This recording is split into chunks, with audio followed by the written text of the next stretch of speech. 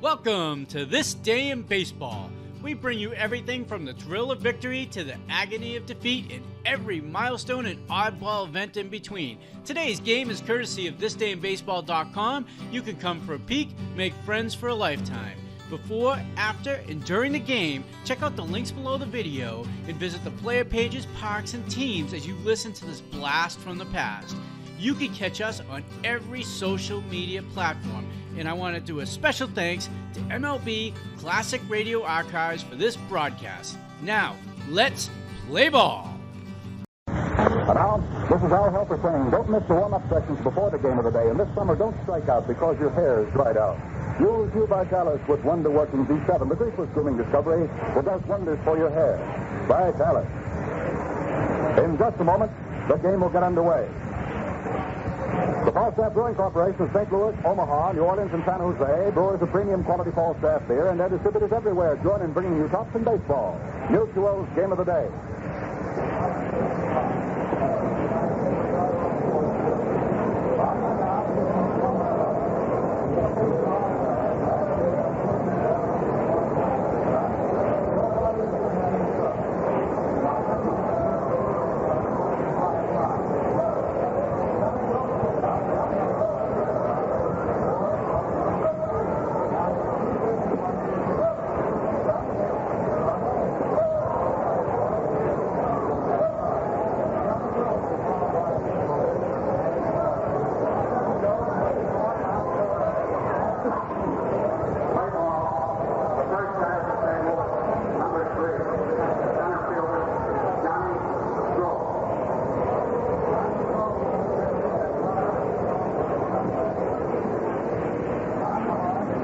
Everybody, we're ready for the ball game here between the 7th place St. Louis Browns in the American League and the battling 3rd place Chicago White Sox. 6.5 games off the pace being set by the New York Yankees.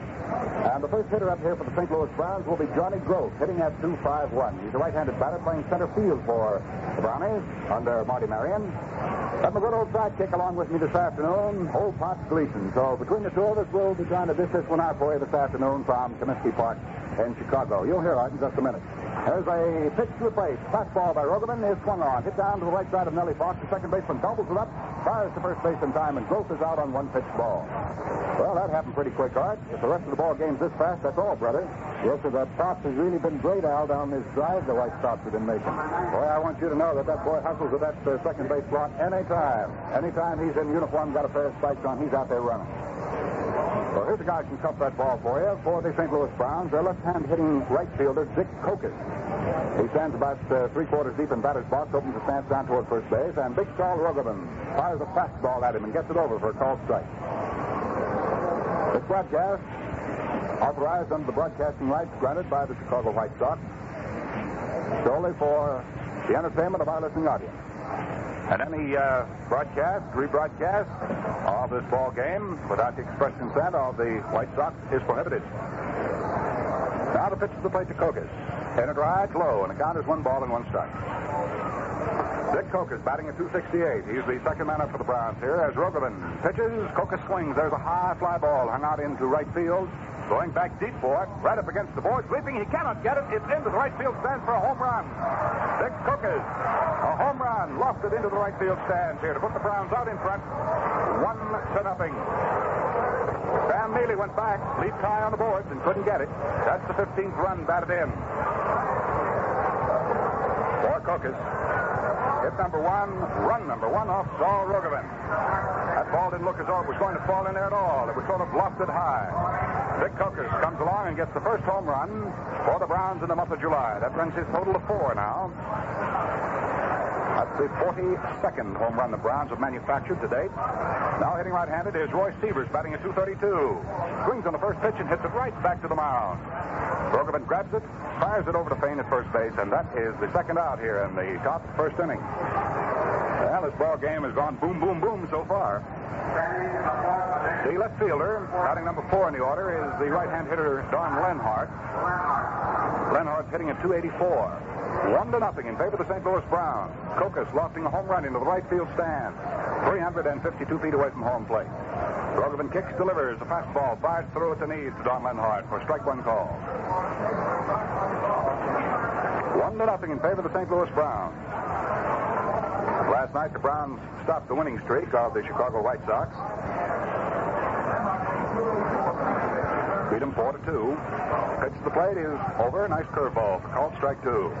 Don Lenhart's a big guy. Stands about 3/4 deep at the plate. Straightaway stands to the pitcher. Big Rogovan, who is trying for his 5th win of the year, and right now is 1 run behind. Rogovan has won 4 and has lost 9. Big fella throws a fast curveball, swung on and missed for strike 3. And that is all for Lenhart here and the Browns in the top half of the first inning. 1 big run for St. Louis on 1 base hit. Coker's 4th home run of the year, lofted into the right field stand with the bases empty. There were no errors, and nobody was left on. So the score at the end of the first half of the first inning. The St. Louis Browns 1, and the now coming to bat Chicago White Sox 0. For the last half of inning number 1, it'll be Fox, the second baseman, followed by Ferris Fain, the first baseman. Minnie Minoso, the left fielder, will be the number 3 hitter for the White Sox. And if anyone else is needed, then we'll have the number 4 hitter in the order, Bob Elliott. That's the veteran Bob Elliott, who was with the Browns before being dealt over here to the White Sox just a few days back.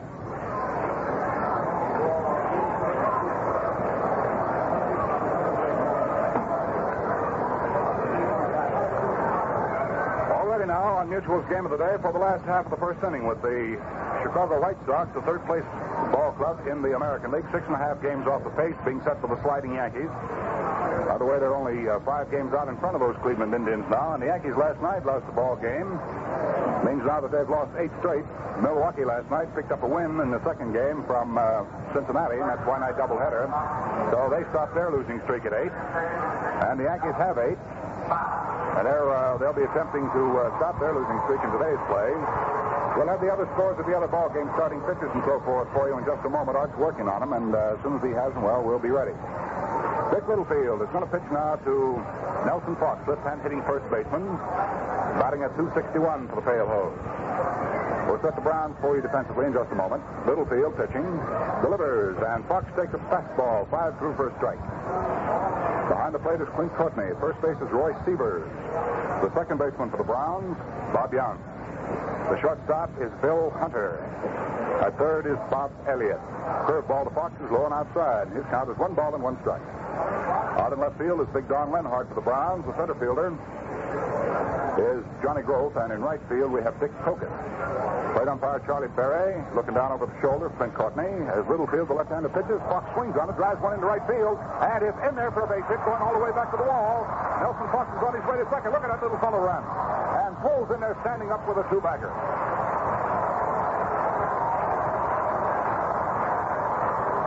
Nelson Fox driving one off the wall in right field for a base hit.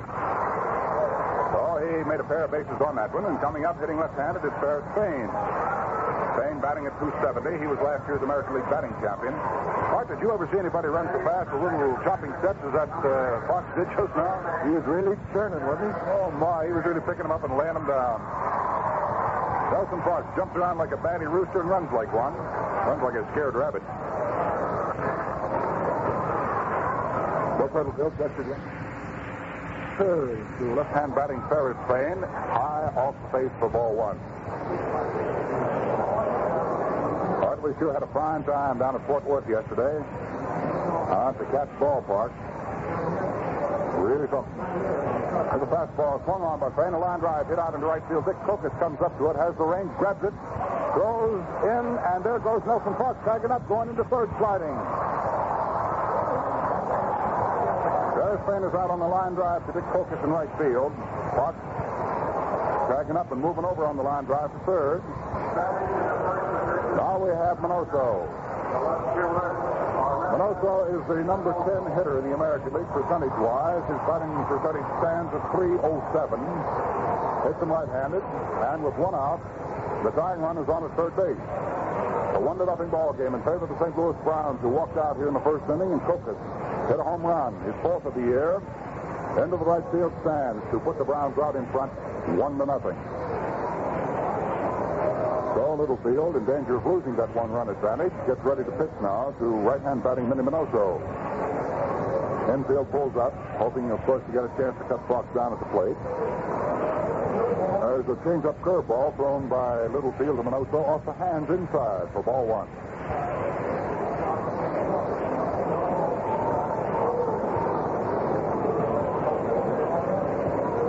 Littlefield works again. Minoso swings on it. There's the bounding ball to second. Young is up with it. Drives the runner back to third base. Fires over to first in time, and Minoso is out. So that brings on Bob Elliott. Batting at 261. Bob Elliott coming up there, hitting right-handed. Yes, sir. Yesterday at the Fort Worth Ball Club, we had quite a time at LaGrave Field, along with Dizzy Dean, Gene Kirby, Carl Jonas, Spencer Harris, the president of the Fort Worth Capitol Ball Club, is a terrific host. Certainly did put it on for us yesterday. We deeply appreciate everything that happened to us in Fort Worth yesterday. Ready for the first pitch now to the right-hand hitter, Elliott. In the drive, high off the face for ball one. Bob has an overly closed stance, feet wide, spread apart. In comes the pitch. Let up curveball over the knees. On the count on Elliott is 1 ball and 1 strike. 1-1.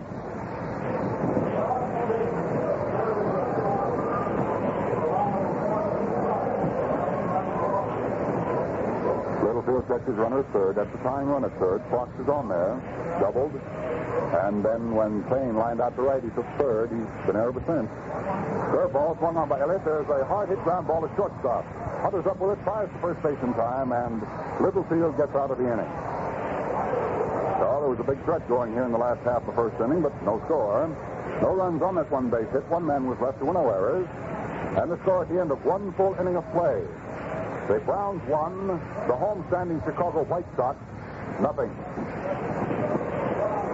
Well, now, fans, we'd like to take time out for a minute between innings to say a very sincere thanks. Thanks for your friendly words of appreciation for these broadcasts.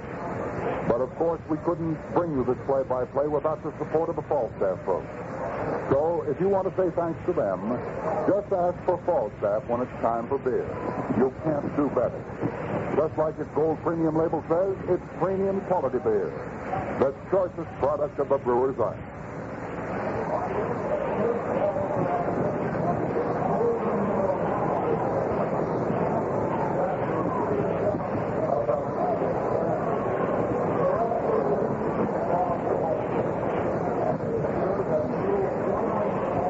Into the top half of the second inning here at Comiskey Park in Chicago. The sun has been lost for the moment as once again an overhanging cloud has come between the sun and the folks here in the ballpark.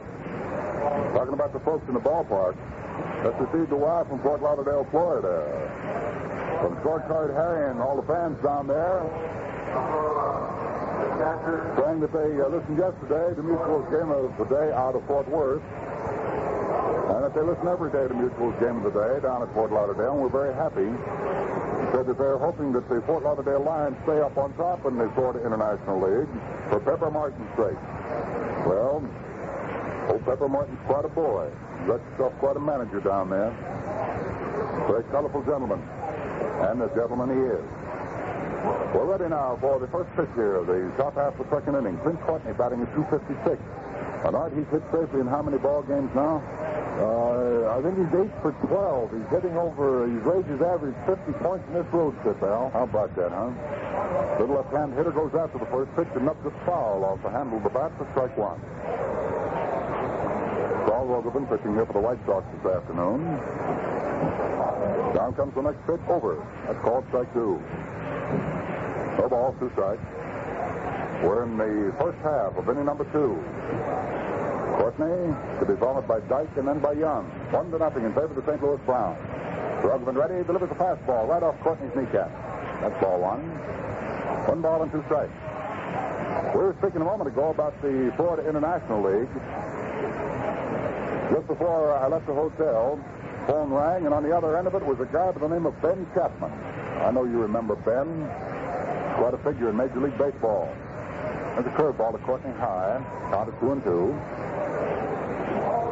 And just as soon as we find out what happens with Courtney, I want to tell you what Ben Chapman, the manager of the Tampa Smokers of the Florida International League, told me on the phone. I really think it's something. I'd like to pass it along to you fans.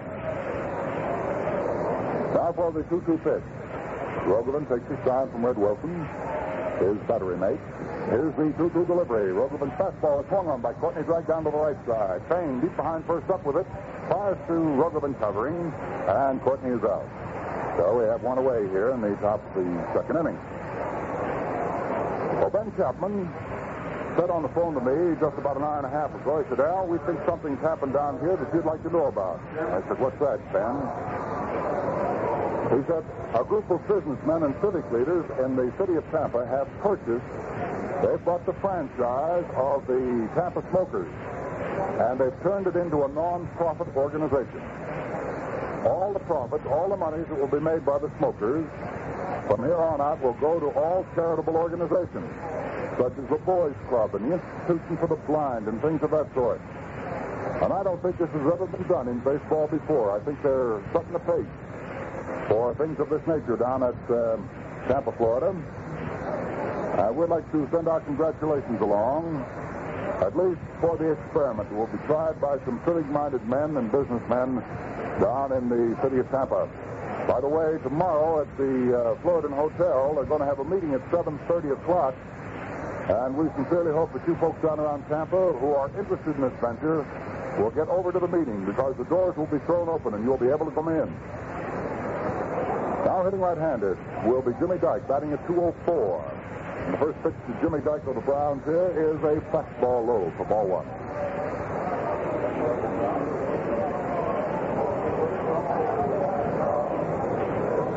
In rides the next pitch over. The count is 1 ball and 1 strike. Jimmy Dyke out for his first at-bat of the day. We're in the second inning, 1 out, nobody on. The Browns are bat and leading in the ball game 1-0. Groveland starts that gangly pumping motion of his. Kicks high, delivers a curveball. Swung on, hit down sharply to shortstop. Up with it is Marsh. The throw to Ferris Payne at first base by a stride, and that's all for Dyke. In case you're wondering what happened with Chico Carrasquel, he's not in the lineup this afternoon for the White Sox. Chico's riding the bench with a bad leg. His ankle was twisted rather severely, so he's not in the lineup. So Freddie Marsh is playing for him. Now Bob Young, the second baseman of the Browns, comes up there. He's batting at 264, hitting left-handed. That's where I'm very interested, Art, to find out how they're going to make out with those Smokers, turning it into a non-profit organization and strictly for charity. I think that's a magnificent move on the part of the Tampa Ball Club and the Florida International League. Now ready for the first pitch here to Bob Young. Rogovan cuts it loose. It's high across the bridge of the nose for ball one.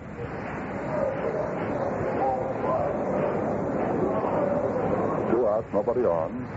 Top half of the second inning. Score 1-0 in favor of the Browns.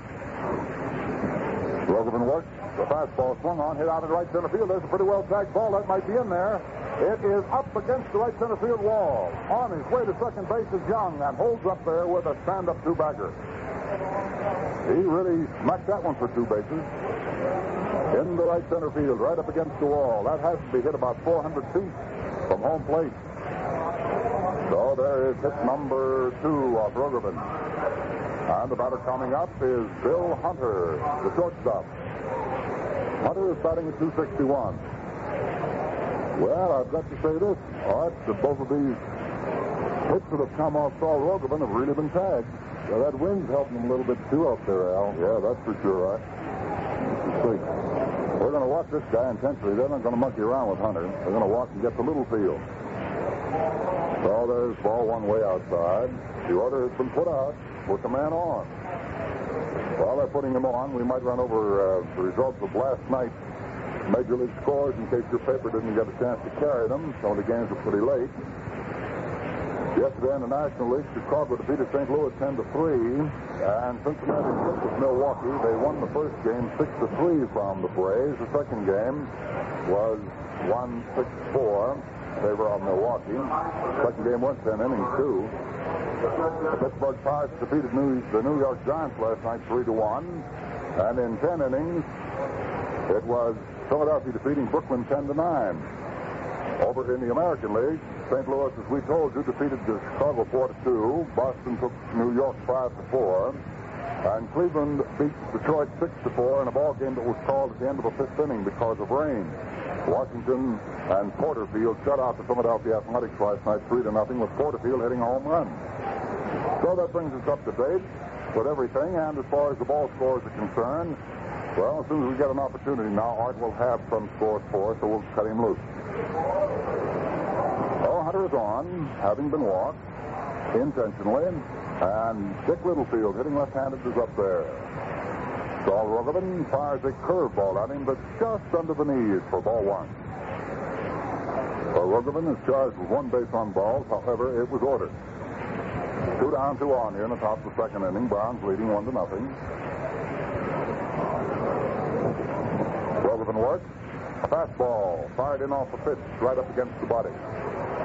2 balls, no strikes. That's the count on left-hand batting Dick Littlefield. Marty Marion, the manager of the St. Louis Browns, is running his ball club from the coach's box behind third in the field right now, putting on all the signs. They're looking around, checking him.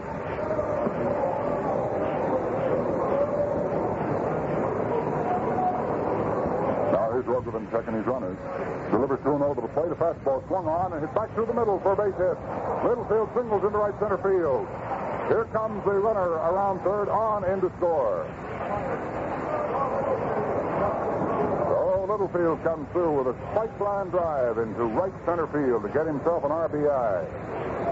Thank goodness, even the pitchers are rearing up here this afternoon. That's run number 2 off Rogovan. Bill Young came tearing around third and right on in to score on that one.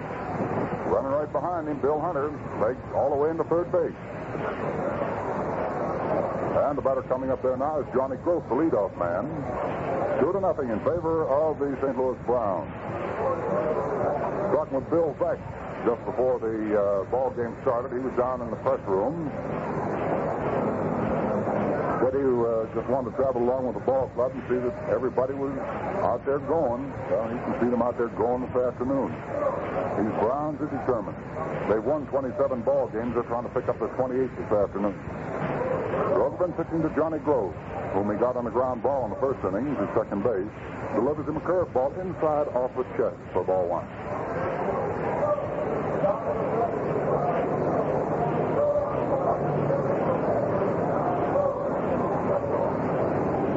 Rogovan in trouble here. Runners at first and third. 1 run is scored. Browns leading 2-0.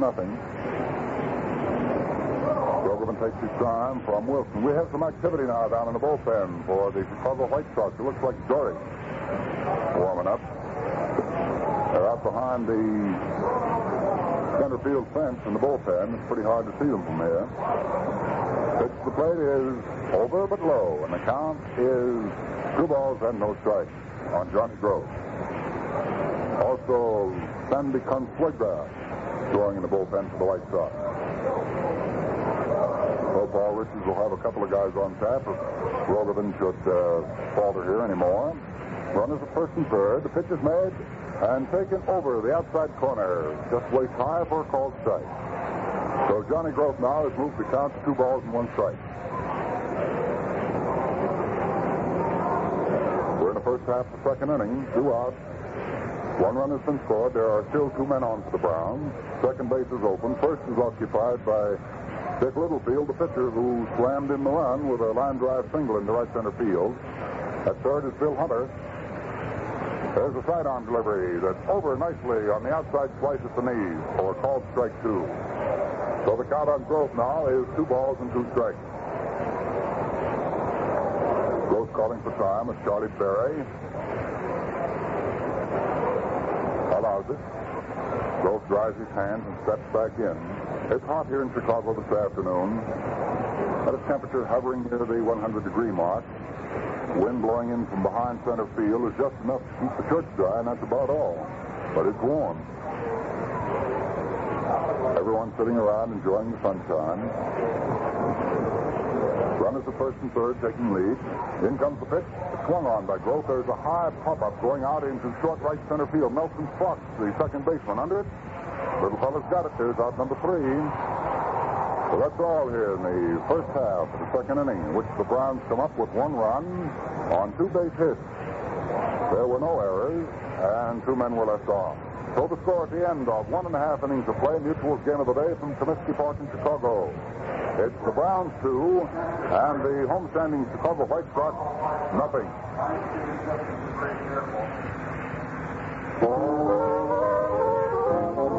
Did you ever wonder what the players say when they gather round the mound? Now from all we've heard on the players' word, it's got a real familiar sound. All about Falstaff beer, the right beer, yes sirree. Falstaff beer is premium quality, for it's the product of the brewer's heart. So sing out for Falstaff, sing out for Falstaff, sing out for Falstaff beer.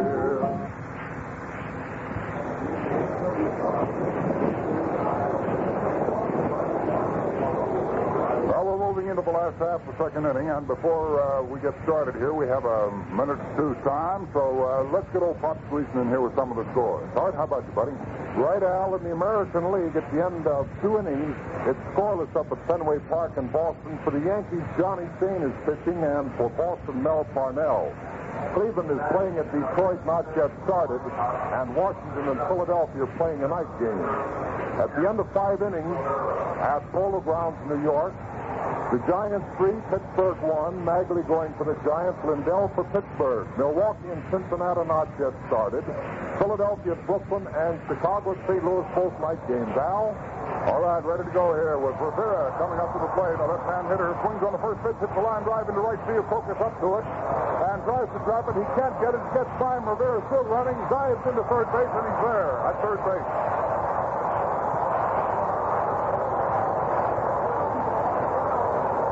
That'll undoubtedly go as a 3-base hit. A 3-base hit. The official score just comes up with it. A 3-base hit for Jim Rivera. Pounded by Dick Kokis in right field. And you should have seen that Rivera diving into third. He lost no time whatsoever. And for the White Sox, that's their second hit in the ball game off Dick Littlefield. And now the potential first run for the White Sox is on at third base, and Sam Mealy, batting at 279, comes up there. Mealy has 34 runs batted in, has his opportunity of picking up his 35th right here and now. The infield on the left side, bobbed up, and they're playing shallow, despite the fact that this hitter up there is a right-handed batsman. Now we're ready to go. That is the 6th triple for Jim Rivera this year.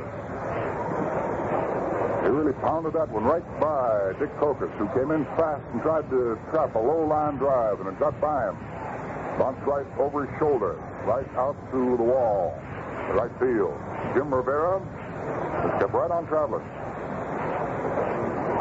Now the first pitch to the plate is over for a called strike to Sam Mealy.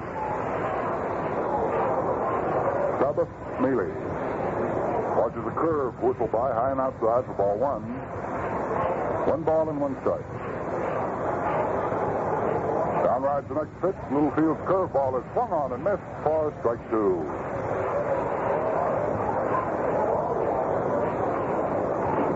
One ball, 2 strikes. Outfield is fanned around the left of Mealy, playing in deep. Sam will hit that long ball for you.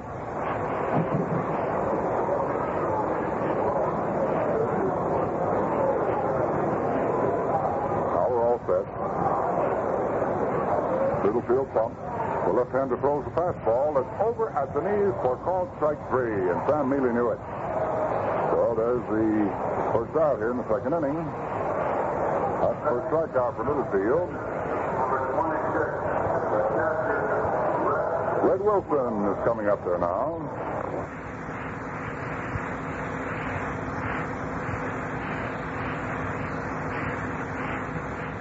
Red Wilson's batting percentage is .272. He has the opportunity of getting the run in from third. The first White Sox run. The score stands 2-0 now in favor of the Browns. Wilson looks around to get a sign of some kind. Now Always that. Littlefield delivers a slow curveball. Wilson after punches it into right field. Coming up to it is Dick Coker. Grabs that ball. There's a tag up at third. Rivera's coming in. And he makes it sliding. Score the run. So Red Wilson will get his fifth run batted in. Now a 2-1 ball game in favor of the St. Louis Browns. The batter is Freddie Marsh, hitting in 222, the shortstop for the White Sox this afternoon. 2-1 in favor of the Browns. As Marsh steps up there, hitting right-handed. Freddie Marsh was with the Browns, if you recall. He stands away from the plate and steps into the pitches. Steps into this one, swings on it. There's a high fly ball hung into deep left field. Don Lenhart goes back. The wind's got the ball, but Lenhart stays with it and makes the catch for out number 3. So that's all here for the White Sox, but they get into the run column on one base hit, 1 run, 1 base hit, no errors and nobody left on.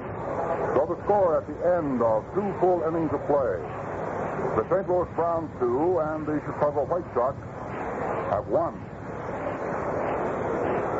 Well, say, neighbor, here's the simplest recipe for real deep-down pleasure you ever heard. Just take a cold, frosty bottle or can of premium quality Falstaff in your hand. Now slowly pour that clear golden beer into a glass and let it rise and cap itself with creamy white foam. And finally, taste Falstaff's remarkably smooth, true beer flavor. As easy as that, you've got a perfect glass of beer every time. So be sure to take home a handy pack of 6 bottles or cans of Falstaff, nationally famous for premium quality.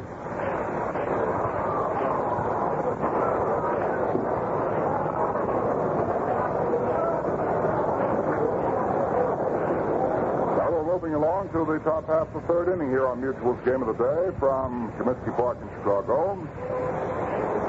Yes, sir. Our good friends Drizzy Dean and Gene Kirby both getting a well-deserved rest today. So, old Pop Gleason and I sitting right here at Comiskey Park in Chicago, beating our gums together and talking about this one. Art, you're sort of a sight for sore eyes, buddy. Haven't seen you for quite some time. Still here, Al? Yeah, I see you are, boy. You're always welcome in front of this microphone, too, and that you know. Still getting fat and sassy. Yeah, I don't know about that fat. You don't look about the same as you did in 1950, but you're sassy. You're twice as sassy as you used to be. Ready to go here now in the 3rd inning. First man up is Dick Coker, hitting left-handed. Ready for the first pitch now by Rogovan. Then it comes a slow curveball, and Coker swings and doesn't get. Ooh, did he go for that one? He certainly was looking at that right field wall again. Strike 1, the count on Dick Coker.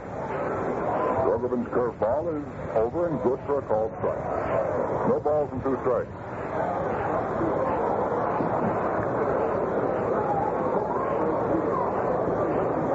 Outfielders stand around the right and playing deep for Coker. He can poke them. Now the 0-2 delivery by Saul Rogovan. In it rides fastball way inside and almost got Coker. Right on the short rib. He just dived out to the right to keep him in front for that one. Coker is not a little guy. He's a pretty plump, rotund fella himself. All right, stepping back up to the plate. Stands about only 5'8" and weighs about 180 pounds, so you have an idea about how round this fella is. 1 ball, 2 strike count on him. Rogovan's fast pitch is swung on. There's a line drive hit into right field. Sam Mealy is over to the right, under it, and makes the catch for the line drive for out number 1. Line to right field. Roy Severs, who tapped weakly back to the mound in the 1st inning, becomes the batsman now for St. Louis. Roy Severs at game time was hitting at .232. Pretty good sized guy. Hits him right-handed. As soon as we find out what happens here with Roy Severs, we'll be pausing for station identification, so stand by, fellas. First pitch is swung on. There's a high fly ball hit deep into center field. Way back goes Rivera, still going back. Under it now and makes the catch.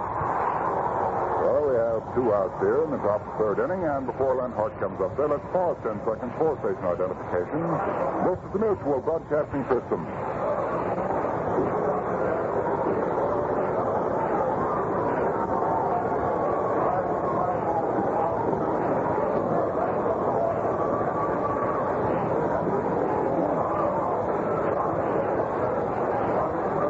we're ready to go with Don Lenhart, hitting right-handed.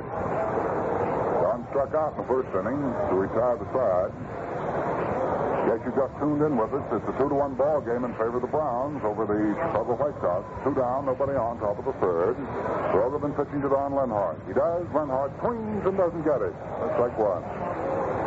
Rogovan coming in there fast with a curveball off the hand. Big right-hand hitter gets a little farther back from the plate now. Ramsey spikes in good. And then turns around and says to Charlie Berry, "Will you take a look at that ball, buddy?" So Charlie Berry, the plate umpire, asks Rogovan to give it up. He looks at it, fires it right back out to the mound, says to Lenhart, "It's all right."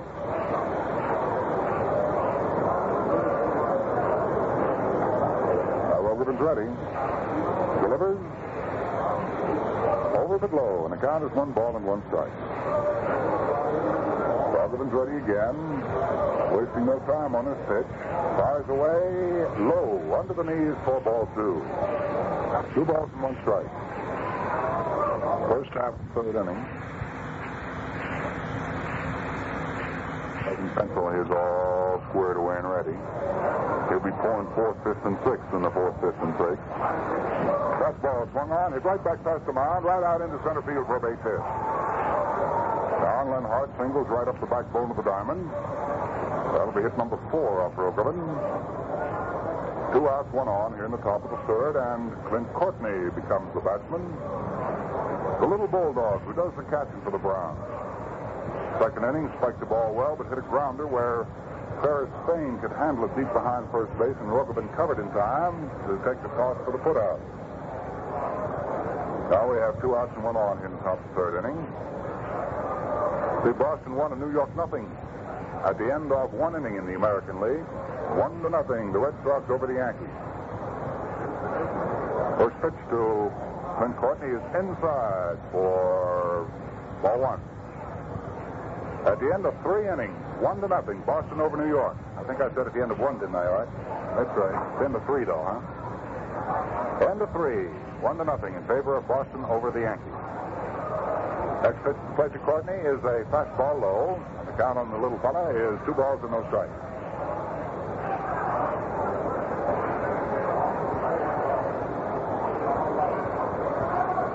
Rogovan gets ready. Looks over at Ferris Spain at first base. Checks his runner. Don Lenhart with 2 away. Delivers. Courtney swings. There's a well-hit ball into right field. Sam Mealy scoots off to his left under it and makes the catch for out number 3. Well-hit ball, and Sam Mealy had it played just right. No runs, 1 base hit here in the third inning for the Browns. There were no errors for the White Sox. 1 Brownie left on. That means they've stranded 3. Now I'm going to bat 3 times.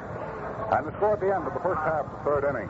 The Browns 2, the Chicago White Sox 1.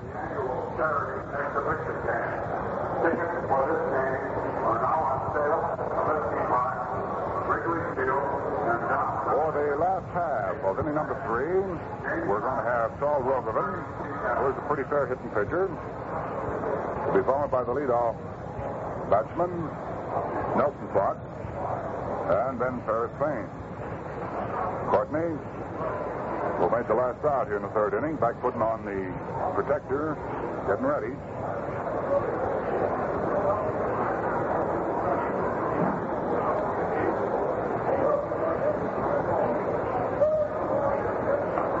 So now we get set for the last half of inning number 3. Courtney has the tools on, has gotten back up there. Dick Littlefield throwing a few warm-up pitches down. And we're moving into the last half of this third inning with Rogovan, Fox, and Spain in that order for the White Sox. Well, the sun's come out again, and it means it'll get even hotter here in Chicago now. The only redeeming feature of this entire city is that it's windy. On a hot summer day, you usually get quite a wind in off the lake, and we've been getting it so far today. And that's the only thing that's kept the town, and particularly the press section here at Comiskey Park, from feeling like a bake oven. But we'll run into these good hot days. And, by George, we like it better than that snow that covers the fields and the ground during the wintertime. Now hitting right-handed, Saul Rogovan.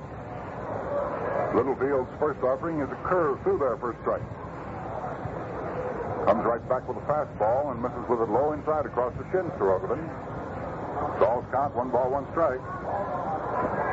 Last half of inning number 3. Mutual's game of the day from Comiskey Park in Chicago. Littlefield's fastball is into the dirt. Courtney can't hold it. 2 balls, 1 strike to count on Rogovan. Tomorrow, the Mutual crew will be moving into Ebbets Field. Tomorrow, I'll be taking a little time off. Liz and Gene will be with you tomorrow from Ebbets Field. Least, I guess you and I better go swimming, buddy. Boy, that beach would be nice, huh? I could use it today. Littlefield gets ready, kicks high, throws way outside for ball 3. So the count is 3 balls and 1 strike on Saul Rogovan, opening the last half of the 3rd inning here for the White Sox at Comiskey Park. And they're behind as the Browns lead them 2-1. We've had 1 home run in the game so far. Dick Coker struck a home run in the 1st inning with the bases empty. Pitch to the plate to Rogovan is outside and low for ball 4. Well, this is a guy that Littlefield didn't want to lose, and he lost him. That's first base on balls given up by the St. Louis left-hander. Nelson Fox is to start the 2nd batting go-round for Chicago. Deli came up in the 1st inning, lined one down the right field line up against the wall for 2 bases. So he has 1 hit and 1 try. Little fella choking up on the wood, stands in batter's box deep. Sort of hugs up tight against the plate. Beats the meat end of the bat down on the rubber of home plate.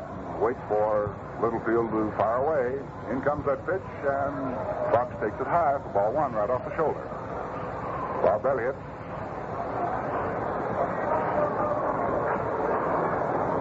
just come up and selected a bat. That's sort of an optimistic move. There's a curveball thrown to Fox over for a called strike. Count is 1 ball and 1 strike.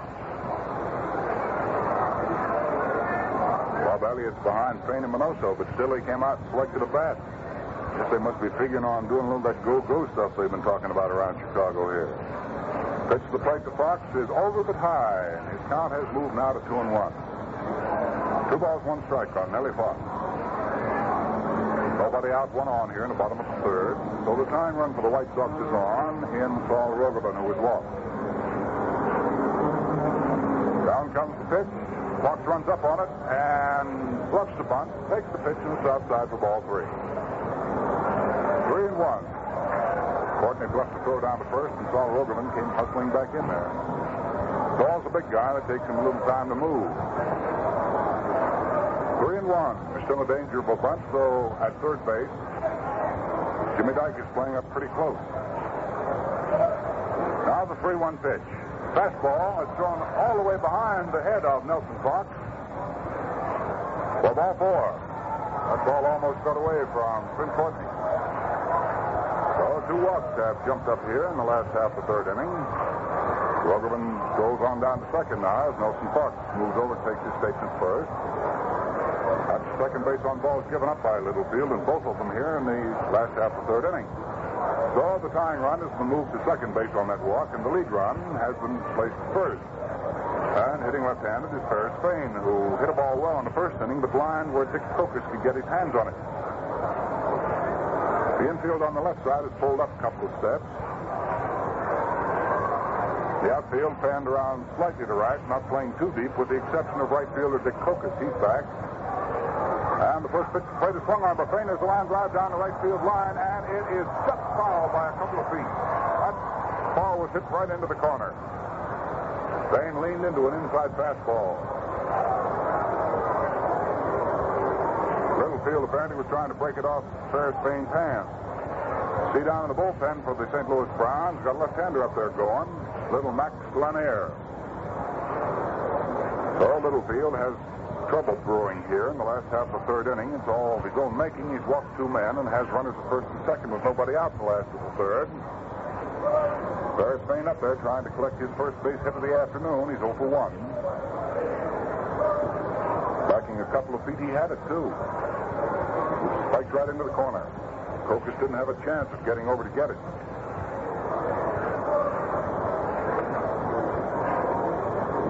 Littlefield taking plenty of time here. Mops his brow with a handkerchief. Looks around, checks his infield and outfield, finds his infield playing up pretty close.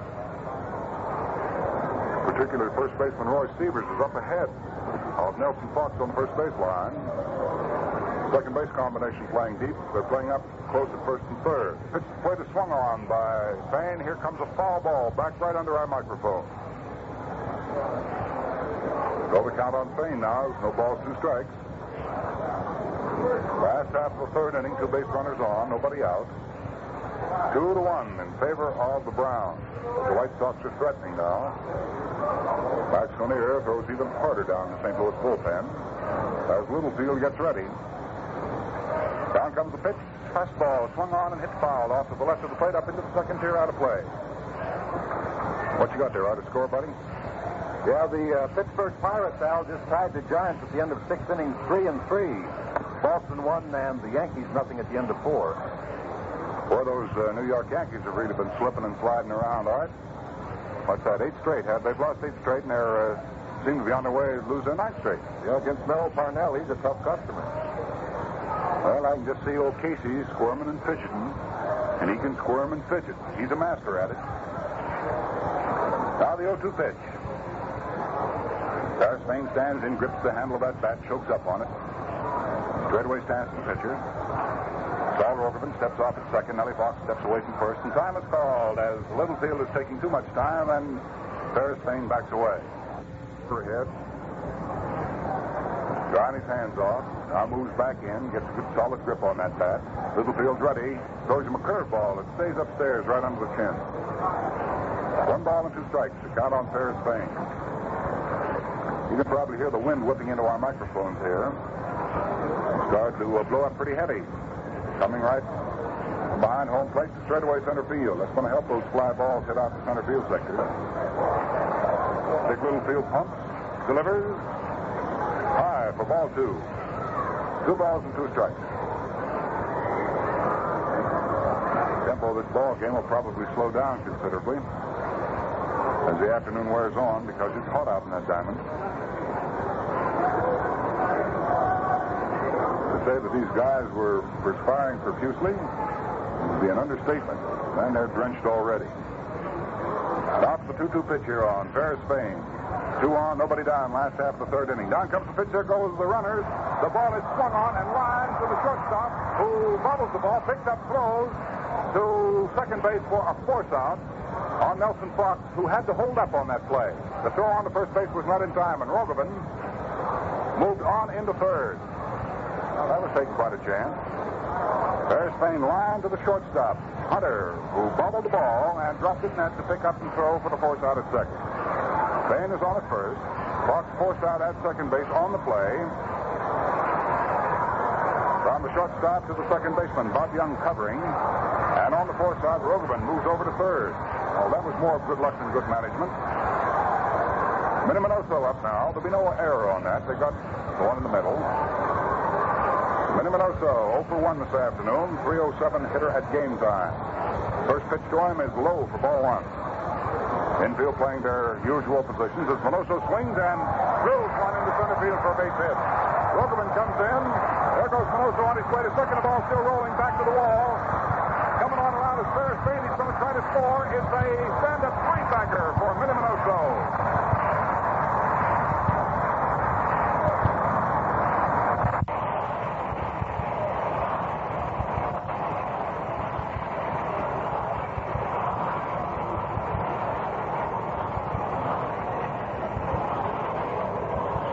So puts the White Sox ahead here in the last half of the third inning by a 3-2 score as he drives in 2.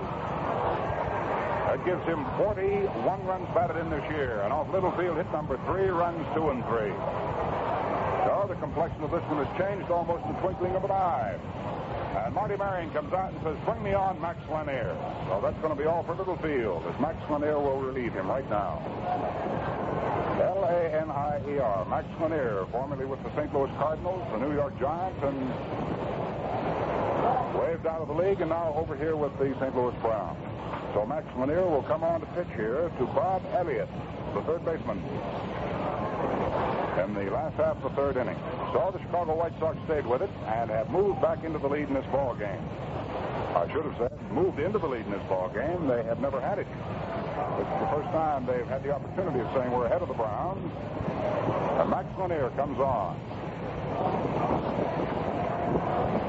As far as Max Monier is concerned, let's see what his record is. We'll look that up for you in just a moment. Let's see, 2 1/3 innings has been pitched by Rogovin. Check me on this, will you, Art? 2 1/3 innings, he's given up, I don't mean Rogovin, I mean Littlefield. 2 1/3 innings, he's given up 3 runs, 3 hits, passed 2 and struck out 1. That's right, Al.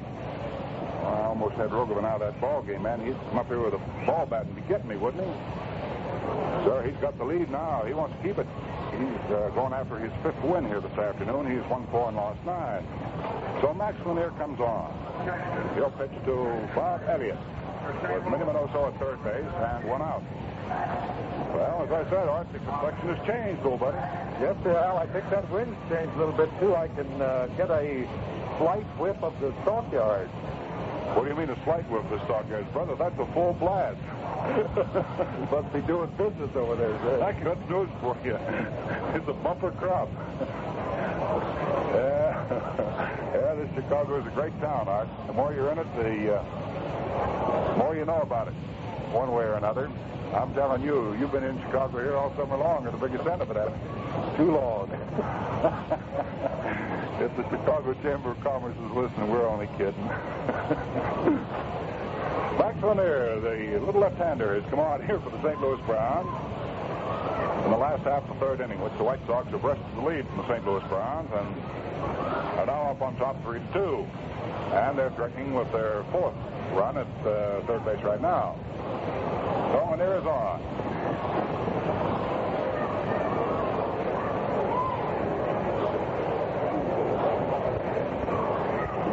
Max Monier is throwing the last of his warm-up pitches now, and he's ready to face Bob Elliott, who grounded out in the first inning for Dick Littlefield. This Dick Littlefield won 2 ball games over the Chicago White Sox and hasn't lost one. But both of the 2 wins he has over the White Sox, both of those games, he didn't finish either one. So they got him out of here now. He stands to lose this one. Brownies infield now is pulled up tight. Minoso at third. 1 out here in the last half of the third. And Bob Elliott standing in. Lanier offers him a soft, easy curveball that is under the knees for ball 1. Minoso has hammered in 2 runs to run his total for the year to 41. Wilson has the other run batted in.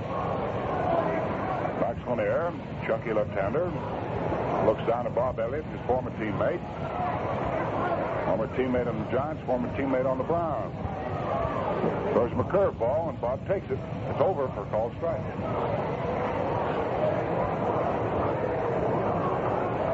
1 ball, 1 strike. The Browns and the White Sox. Right here at Comiskey Park this afternoon on Mutual's Game of the Day. Now we're set for the next pitch from Molinear. Here it comes, fastball, swung on and hit down to deep shortstop. Up with it is Hunter, fires to first base, and Elliott is out as the run comes in to score. So Elliott is out of there. I think, unless my old eyes deceive me, that third baseman Jim Dyke had the tip end of his glove on that drive to deep shortstop. He dived out there, so we're going to have to say it's a 5 to 6 to 3 put out, I think. But put out it was. Yeah, so we just had verification on the public address system here in the press section. Rivera out there now. Swings on the first pitch, and there's a line drive hit past Johnny Groth into center field. Look at that Rivera go. He's on his way to second. Turns to the left at second. He's moving over to third base now. It's a stand-up three-bagger for Jim Rivera. Well, that hit will come off by Max Monier. 4-2 in favor of the Chicago White Sox. Rivera just spiked that ball and spiked it well.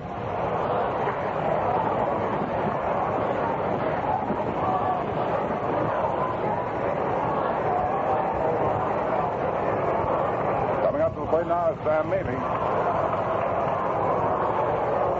want to get out there. We want to go out there and pick up a few of those bricks and stones out to weight these papers down. I tell you, it's really blowing up a gale here, isn't it? I thought I had one of those Texas Longhorns here for a minute. And I tell you, it really blows down there in Texas, too. You should have been down there yesterday, Arthur. Boy, it was really great. Just enough wind to keep it cool enough to be pleasant. Nice, bright, brilliant sunshine. And when that Cowtown posse came out at that ballpark, look out, boy, that big Star of Texas flag. You should have seen old Diz right in the saddle there. He was hooping it up with a vigilante. I think we had all the humidity up here in Chicago. Well, you might have had all the humidity up here in Chicago, but not quite all of it. It was a little bit warm. Now let's see. Rivera on third base, and over at first, the first baseman Roy Stevens is called for the ball and goes over and steps on first base and appeals to the first base umpire, Stevens, that Rivera did not touch going by first base. And it's going to be allowed. It's going to be allowed. The appeal play is going to be allowed. It took them a long time to do it, but they just this minute did it. Well, there's one for you. So that'll be out. Number 3 on an appeal play. I don't think I've seen an appeal play executed that long after all had been stopped. An appeal play. Jim Rivera did not touch first base, and the umpire, Stevens, allows the appeal. So that's all here in the third inning. So 3 runs come in here for the Chicago White Sox on 2 base hits. There were no errors, and nobody was left on. So those things, I guess, you got to watch out for pretty closely. Well, before we get into the 4th inning, we'd like once again to remind all of our good friends around the country that baseball at its best is being played this year in the minor league.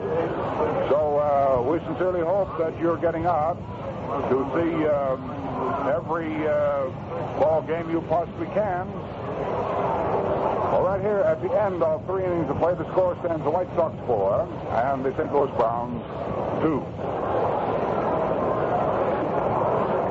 Well, isn't it good to be able to relax occasionally with no cares, no hurry, nothing to do but sit back and listen to the ball game? Well, that's just one more detail to complete that picture of solid entertainment and contentment. What is it? Why, a cold bottle or can of Falstaff premium quality beer. Always keep it handy in the icebox, and then when you take it easy, and it's true beer refreshment you want, it's yours, just by filling your glass with frosty cold Falstaff beer. Nationally famous for premium quality.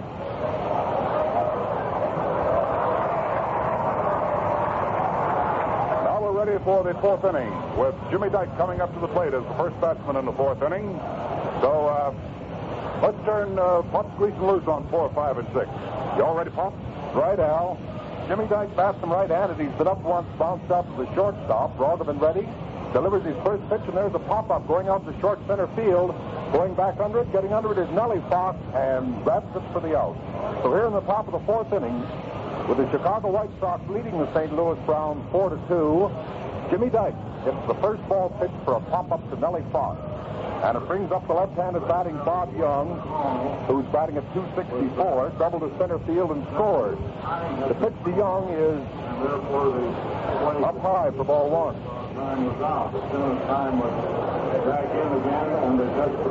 Bob Young bats it left-handed, takes up high for ball 1.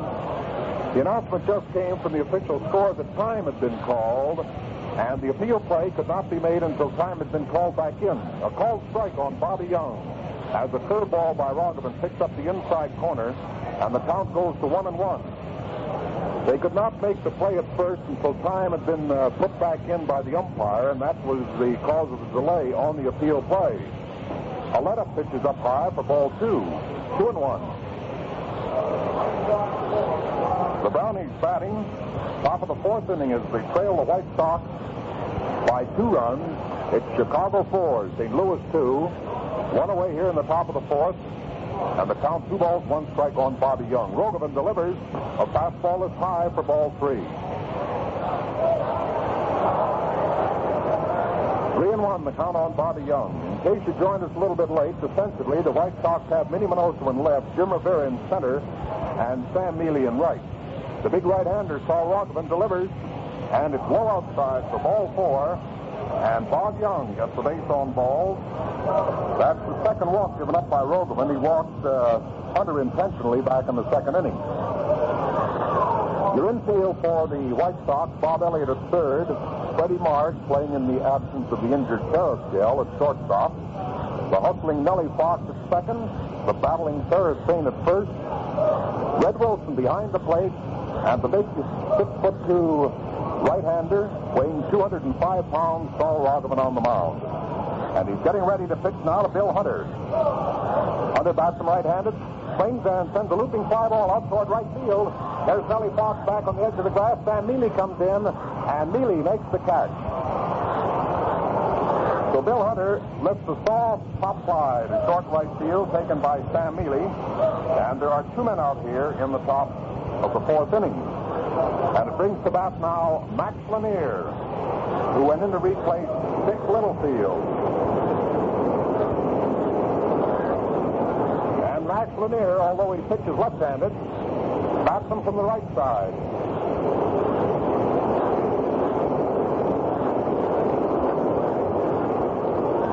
Lanier standing deep in the batter's box, well up toward the plate, up on the handle of the bat a couple of inches. And we have a runner on here in the top of the 4th with 2 men out. The pitch to Lanier is a curve that breaks outside, ball 1. If there's any question about that, Rivera might be loose if they did. Rivera, of course, lost a hit on the appeal play as he was out at first base. Had the appeal been made at second, of course, he would have got credit for a single. But a swing and a miss by Max Lanier, and the count is even at 1-1. Jim Rivera is playing Lanier straight away, and the infield is set up straight away for Lanier. Now Roggeman into his stretch, checks his runner, delivers to Lanier, calls strike over the outside corner, and it's 1 ball, 2 strikes. Charlie Berry calling the balls and strikes, Johnny Stevens at first, Jim Duffy calling the plays at second, and the veteran Bill Summers over third. 4-2 the score in favor of Chicago. The pitch is swung on and fouled off the end of the bat, and the count remains 1-2. In case you join us a little bit late, at the end of the first inning, the Cleveland Indians lead Detroit 2-0. At the end of 5 innings, Boston leads the Yankees 1-0. At the end of 7 innings, it's tied up Pittsburgh 3 to Giants 3. And at the end of the first inning, Milwaukee 2, Cincinnati 0. Everything else in the majors going tonight. Here's the 1-2 delivery, and it's swung on. A ground ball hit out to shortstop. Up of the ball is Freddie Marsh, puts the force on Bob Young as he tosses to Nellie Fox, and the side is retired. Max Lanier rounds into a fourth play. Freddie Marsh to Nellie Fox for the force on Bob Young to retire the side. And for the St. Louis Browns in the top half of the 4th inning, there were no runs, no hits, no errors. 1 man was left on. And at the end of the first half of the 4th inning, the score remains the Chicago White Sox 4 and the St. Louis Browns 2.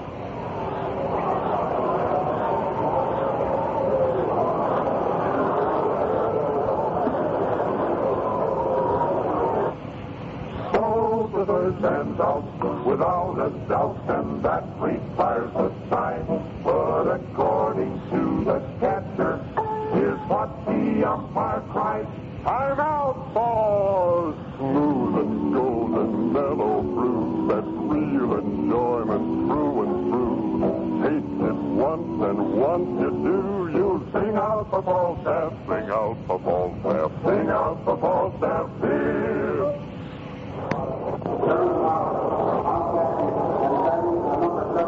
Moving now into the top half of the 7th inning as the Storm just flew up here for the Chicago White Sox, scoring 7 runs. A storm brewing up behind us in a lot of dark clouds. And we got a storm brewing up for you right now as we call on Brother Al Helper to come back in here and take over. Man, I don't know what kind of a storm it's going to be, boy, but we really had something right here. It's square. Those Sox have had 11 base hits to go with their 11 runs. 7 runs. We're ready here in the top half of the seventh inning with Johnny Gross coming up now. Doris is ready to make the first pitch to him. He does. Whistles a curveball through there for a strike. The new catcher for the White Sox is Sherman Lawler. And Vern Stevens has gone to shortstop. Next pitch is swung on by Gross. There's a high foul ball hit off to the left of the plate. Lawler coming over, getting under, makes the catch for out number 1. So Sherman Lawler's batting in the number 7 position.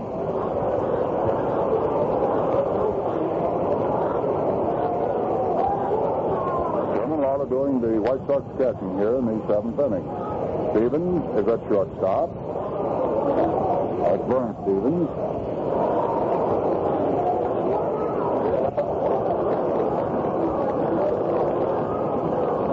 The rest of the changes for you in just a moment.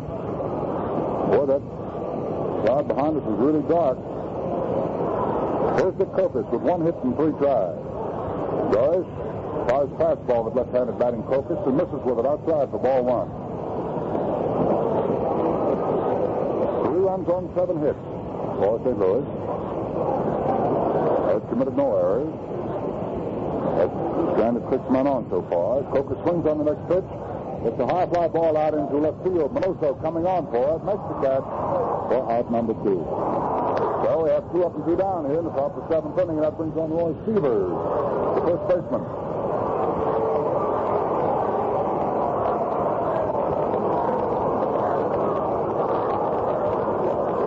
So the White Sox defensively now have Harry Dorish on the mound. Behind the plate, Sherman Lawler. Kane is at first. Fox at second. Vern Stevens at short. Bob Elliott at third. The outfield remains the same. First pitch to right-hand hitting Roy Sievers is swung on a miss for strike 1. All of these runs going to help the cause of starting pitcher Saul Rogovan.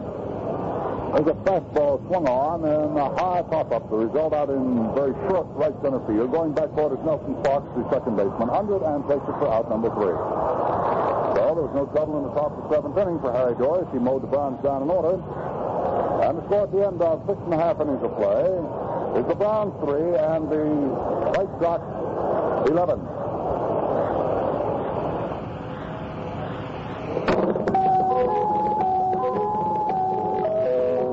Old friend, direct, it's the 7th inning step. Puts the stretch a little bit, so relaxing you'll admit. First of all is clean. Refreshment time is here, so we sing out for Falstaff. Smooth and golden mellow brew. Sing out for Falstaff. Premium quality through and through. Sing out for Falstaff.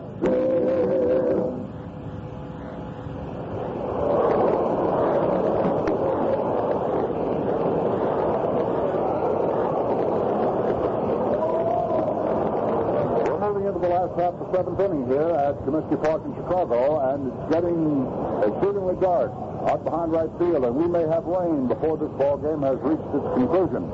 However, rest assured it is an official ball game now, so we have no worry on that score.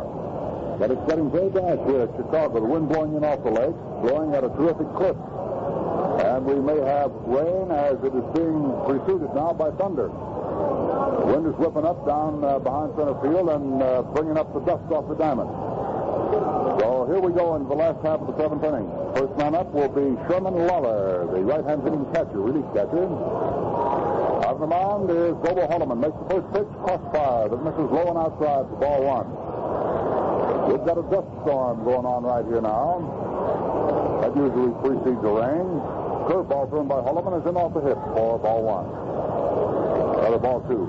2 balls and no strikes. As soon as we find out what happens with Sherman Lawler, we'll have a quick pause for identification. Lawler watches the fastball slide off outside for ball 3. 3 balls and no strikes. Getting gray. It's getting very dark here in Chicago now. The wind is blowing very stiffly from behind center field. Pitch to the plate to Sherman Lawler is a fastball over for called strike 1. 3 balls and 1 strike is the count on Sherman Lawler. Holloman Next pitch is swung on by Lawler. There's a high, tremendously high fly ball into right center field. Getting under it is Dick Cocos, the right fielder, and makes the catch for out number one. That'll bring up Vern Stevens. Before he comes up there, let's pause 10 seconds for station identification. This is the Mutual Broadcasting System.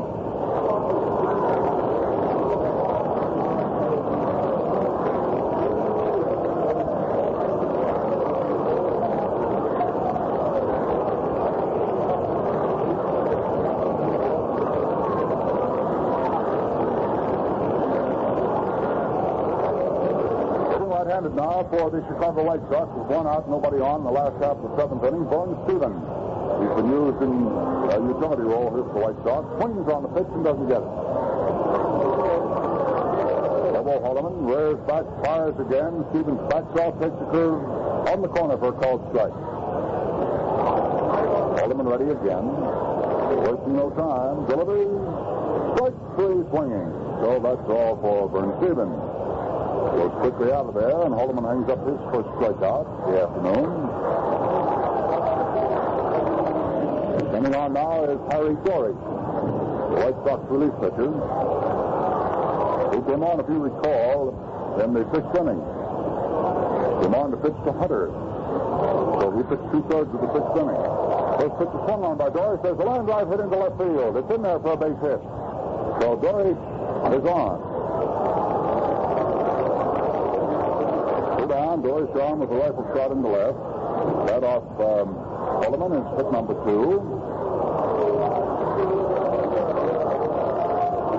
That's hit number 12 all told for Chicago.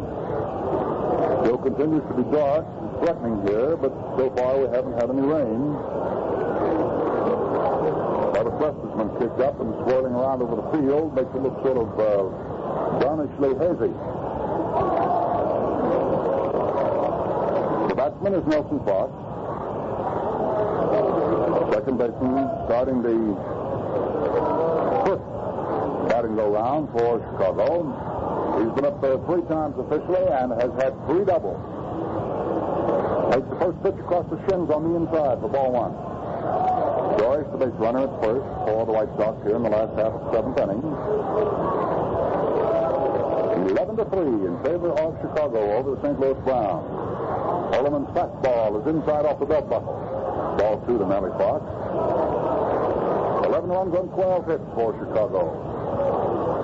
3 runs on 7 hits for the Browns. In comes the next pitch, fastball, low on the inside. 3 balls, no strikes. I don't blame old Pops. 6 runs in the 6th inning. He really had a merry-go-round working, didn't he? 3-0 delivery outside for ball 4. So Nelson Fox throws his stick away, moves off first base, and Harry Doris walks down second. Off Holloman, that's base on balls number 1. That's the first base on balls to be picked up this afternoon by the White Sox off the pitching of the St. Louis Browns. Littlefield, Lanier, Stewart, Bliska, and now Holloman. Batting left-handed is Ferris Payne. Old Burhead's gone 0 for 2 this afternoon. He sacrificed once and walked once. He's up there for the 5th time swinging that lumber. 2 down, 2 on last half of the 7th inning. There's that thunder rattling around here in these Chicago skies. Looks as though it's raining outside the ballpark, but so far we haven't had any in here. Last pitch to the plate is up above the letters. Ball 1 the count to Ferris Payne.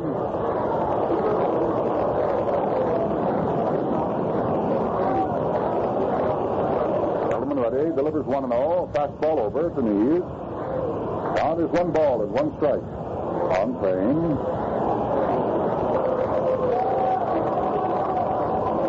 11 runs have been batted in here by the White Sox this afternoon. Minnie Minoso has 5 of them. He's having himself quite a day. Curveball looks like a screwball breaking outside to a left-hand hitter. Ball 2. 2 balls and 1 strike to count on Ferris Payne. Runners at first and second, 2 down, last of the 7th. Holloman's given up 2 hits so far, no runs. Payne swings on the next pitch, dumps it down along the left field line. It's in there for a base hit. Here comes Dory tearing around third. He's coming in to score. There's the pickup. Nelson Clarkson's going to try to score. The throw comes in. Not in time. And Fox scores also.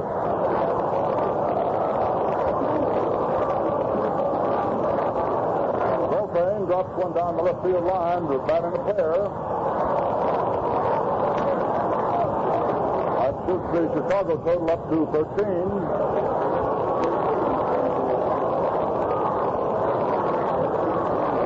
Wasting no time. He was tearing around at third base. Larry Dory easily scored from second. Bagger hit into the field right down the line. And here comes the rain. Brother, it's really coming. And the plate umpire, Charlie Berry, says, wait a minute, boys. Let's hold this one up. Let's hold this one up and see what's going to happen. So the rain came right after Ferris Fain double. Being held up right now. Let's see how long it's going to be held up. It's all entirely up to the umpire. Right now, it's 13 runs on 13 base hits for the White Sox. And for the St. Louis Brownies, 3 runs on 7 base hits. Neither side has been charged with an error here this afternoon. 6 men have been left on so far by the Browns and going to bat 7 times.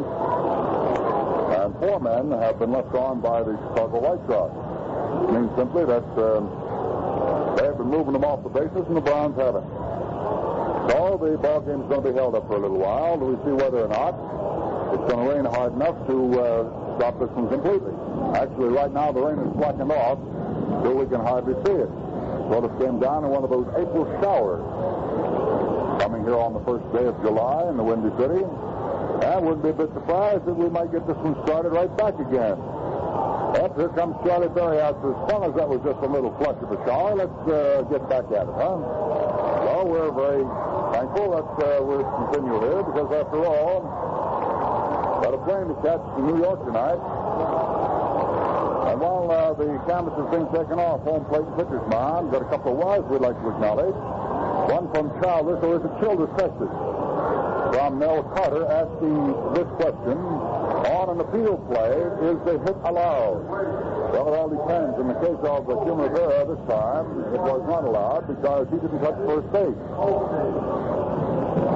Memphis, Tennessee sends a wire, and an old friend of ours, the Duke of Trumpet in the band. We call him Cousin Jimmy. Cuz wants to know which of the two of us have the tougher one-nighters. He playing with the band or me on the baseball circuit? I don't know. I guess it's a little cross-up of both. From Hot Springs, Arkansas, a very fine wire from Eddie Honeck to tell us that tomorrow is going to be Hal Martin night in Hot Springs, and the fans are presenting him with a set of golf clubs. Hal is the leading home run hitter of the Cotton States League with 28. We've set it right up to the minute. I want to wish him all the good luck in the world and hope the fans get out and have a look at what's going to go on. Also from Sidney, Montana, Ray Whiting tells us that Roger Blodgett, 16-year-old fella, pitched a no-hit, no-run game as Sidney, Montana Junior Legion team defeated minor North Dakota Junior Legion 3-0 on the 25th. Struck out 13 batters and has won 2 and lost 1. And the folks out there listen to the game of the day over KGCX in Sydney. Wish them all the luck in the world out there, too, and hope they're with us every day when the game of the day is sent their way. Well, now, we start back at the business here at White Sox Park. Minnie Minoso is the batter. Down comes the pitch to Minoso, and he's after it and doesn't get it. Strike one. Thunder still rattling through the skies overhead. Minoso swings on the next pitch and doesn't get it. Alderman's count with him is no balls, 2 strikes. Dane leads off second. In comes the pitch swung on. There is a looping fly ball hit into right field. Kokis comes up to it and grabs it for out number 3. So that's all here in the 7th inning. But the White Sox pick up a pair. 2 runs on 2 base hits. There were no errors and 1 man was left on. And before we go to the top half of the 8th inning, I'd like to once again remind all of you folks about your minor league ball club. And by the way, speaking of the minor leagues, half of the 8 farm clubs of the White Sox are in first place today following last night's action. Are Memphis, they're tied with Nashville, Colorado Springs, Waterloo, and Madisonville. Well, sincerely hope that all you folks are going to get out and cheer those boys and keep them right up in the top spot in their league. They've had some good pitching and some heavy hitting. Well, right here we've had some heavy pitching, heavy hitting, vice versa. And the score at the end of 7 innings of play is the White Sox 13 and the St. Louis Browns 3.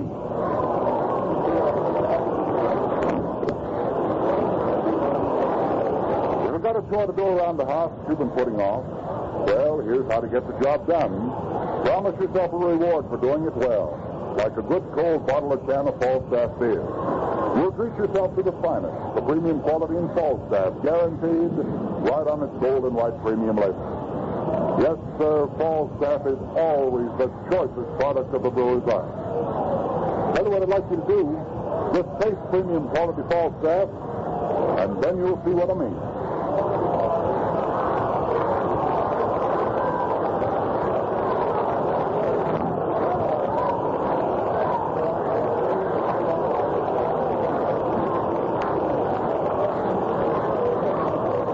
We start to get ready here for the 8th inning. Lo and behold, the rains come down again. And Charlie Perry says, boys, we're going to have to hold it up for another few minutes. But at least we've got 7 full complete innings in. And we have a 13-3 ball game in favor of the Chicago White Sox. They have 13 runs on 13 hits, no errors. And so far in the game, they have left 5 men aboard. And for the St. Louis Browns, 3 runs on 7 base hits. They've committed no errors, and they have stranded 6. So the rains are coming down here once again, and it looks as though we may not be able to resume this one, as the rains are driving down in pretty good fashion. However, it's 13-3 in favor of the White Sox, and it will go in the books as such if we never get another pitch here at Comiskey Park this afternoon. While we're waiting to see whether or not this ball game is going to be continued, I think Art Gleason might be able to bring us up on the scores. He's been over checking with the Western Union ticker. So, Art, if you will, please, while we watch the raindrops swirl here at Comiskey Park. Well, it's so dark I can hardly read them. Well, I'll turn on the light for you, buddy. Anybody got a flashlight? In the American League, however, the Boston Red Sox handed the New York Yankees their 9th straight loss this afternoon at Fenway Park in Boston as they shut out the Yankees 4-0. Mel Parnell pitching a 4-hit shutout. At the end of 5.5 innings, Detroit leads the Cleveland Indians 3-2. Jimmy pitching for the Tigers, and Bob Lemon pitching for Cleveland. Sounded like you just hit a couple up there to right field that Sunday. Yeah, buddy, I got news for you. Listen to that one. I got news for you. If they're going to keep this up, I'm going to take the choo-choo train to New York. You ought to hit that lightning club much closer. Right, one of those lightning flashes right back to the city, can't I? Well, we'll continue with the scores. Detroit leads Cleveland 3-2 at the end of 5.5. Al Rosen hit his 18th homer in the first with 1 on. Washington and Philadelphia are playing tonight. In the National League, in 11 innings, the Pittsburgh Pirates defeated the New York Giants 5-3. Listen to that thunder. For the Pittsburgh Pirates, 5 runs, 8 hits, no errors, and for New York, 3 runs, 8 hits, and 3 errors. Petke, who came on to relieve in the 10th inning for the Pirates, was the winner. And Wilhelm, who came on to relieve in the 7th inning for New York, was the loser. At the end of the 6.5 innings, Milwaukee leads the Cincinnati Reds 9-2. Home runs for Milwaukee, Sid Gordon and Eddie Matthews, and for Cincinnati, Greengrass. Philadelphia and Brooklyn are playing tonight, and the Chicago Cubs and the St. Louis Cardinals are playing tonight. And if the weather is anything like it is right here in Chicago at the moment down St. Louis way, Al, they might get rained out. It's really coming down, huh? Yeah, this is one of the hardest rains out I've seen in quite some time. The ground crew is trying to get the infield covered, but I doubt seriously if they're going to get the second half of the infield covered before the water soaks it completely. Of course, they've been needing a lot of rain through the Midwest anyway, and the ground here at Comiskey Park in Chicago drains pretty easily anyway, and between the fact that it's dry and the drains being pretty good, might be able to keep the infield from getting too soaked, and the rest of the ball game will be able to be played. However, the St. Louis Browns are behind here 13-3, and they have 2 innings in which to do something about it. While the White Sox don't seem to mind, they wouldn't care if this ball game would be called immediately now, because it would mean that they would have picked up another game. But as far as the American League is concerned, the New York Yankees, as I told you a few minutes ago, have just lost their 9th ball game in a row, and for them it must be some sort of record. I haven't, and I don't think Art has, the actual record of how many they, as a ball club, have lost in a row. You might find it in the Red Book there, Art, if you'd like to take a look. Well, I remember, Al, that during Casey's 4 years as manager of the Yankees, last year they lost 5 in a row. It was the longest losing streak they had under Stengel. As I recall, while they were having that losing streak, it goes way back into the 20s that the Yankees have lost that many. I'll try and see if I can find it in that Red Book. Yeah, I think maybe the American League Red Book might give you that, the longest losing streak for the New York Yankees, but 9 certainly is, if not top, very close to top for the New York Yankees. 9 in a row, as this afternoon the Boston Red Sox behind Mel Parnell, as Art told you, shut out the New York Yankees on a 4-0 count.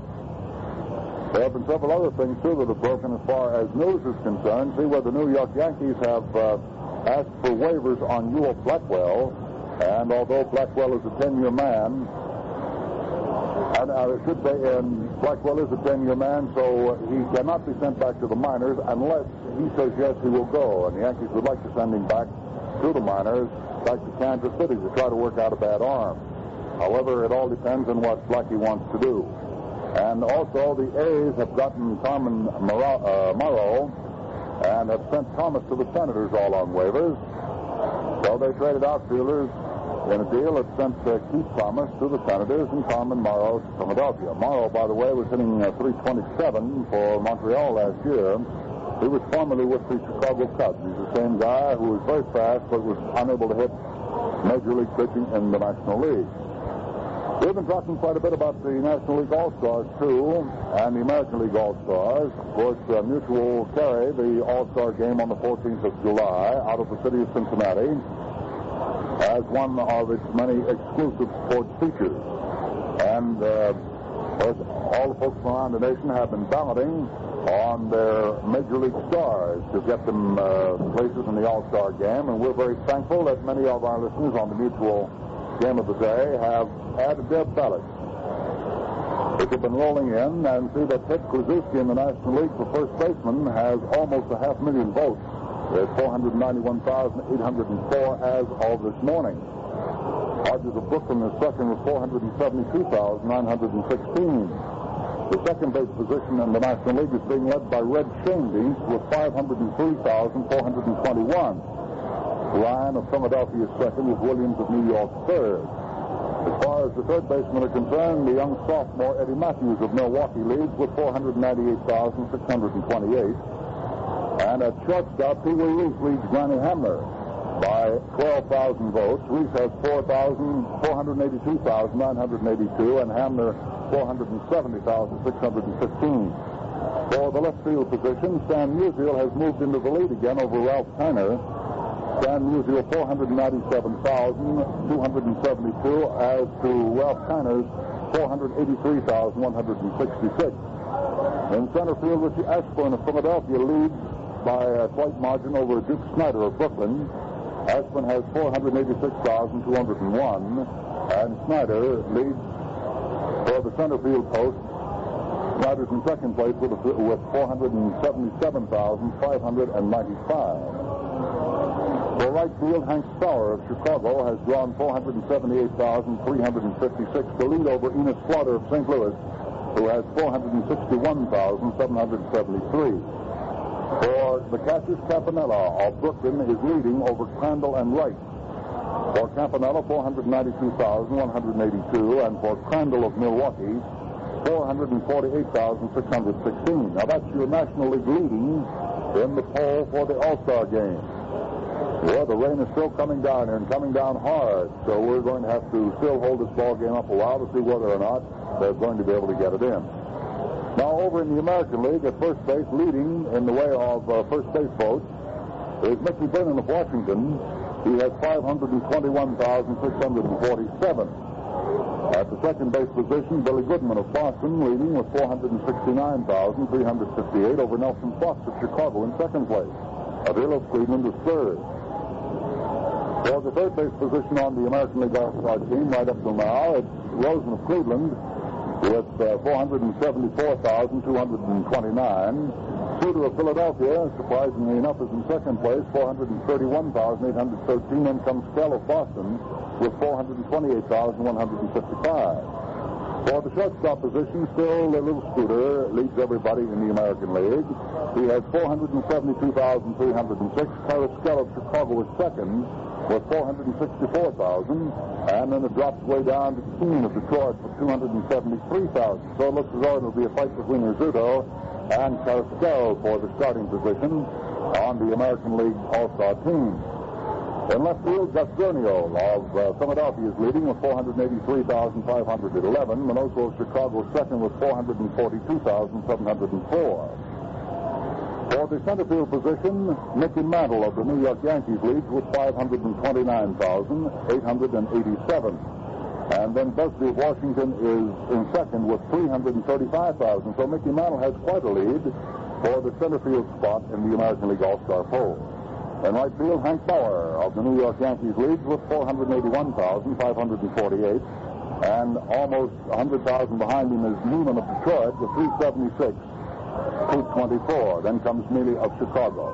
The catcher, Yogi Berra, out in front over White of Boston. Berra of the Yankees, 494,649, while White of Boston has 372,114. We thought we'd bring you up to date while we had a few minutes' time here, waiting to see whether or not the rain would abate. It's been going in the All-Star poll, and we're very grateful to all of our listeners across the nation who have taken pencil in hand and written out their starting line. So our poll is closed now, and we're waiting for the final tabulations on just who the men will be playing in the All-Star game this year. As far as the standings of these two ball clubs, these two leagues are concerned, in the National League, Brooklyn is still out in front by 1/2 game over the Milwaukee Ball Club, but that's on the losing side. Both teams have won a total of 42 games. Brooklyn has lost 26, and Milwaukee has lost 27. So there are only 9 percentage points separating Brooklyn and Milwaukee in the National League. And that's going to make for an even tighter race, as St. Louis in third place is only 2 1/2 games off the pace. They've won 40 and lost 29. Philadelphia comes in fourth place then, 3 games off the pace with a 37-27 affair for a percentage of 578. And then comes the fifth place New York Giants. They're 7 1/2 games behind, followed by Cincinnati in sixth place, 12 games behind. The Chicago Cubs in seventh, they're 18 games behind, and Pittsburgh bringing up the rear with 20 1/2 games behind. In the American League, the New York Yankees, who slid down another one here this afternoon, and Cleveland, who has their ball game to go yet. They're 5 games behind right now. The New York Yankees, having lost their ball game to Boston, find themselves only 4 1/2 games out in front, and should Cleveland win the ball game, then Cleveland, who right now are behind Detroit 4-2 at the end of 7 innings. If Cleveland should pick up and win that one, they'll find themselves only 4 games behind. Chicago is in third place, and the White Sox are 6 1/2 games off the pace. And if they should win this one today, New York having lost theirs, they'll go to 5 1/2 games behind.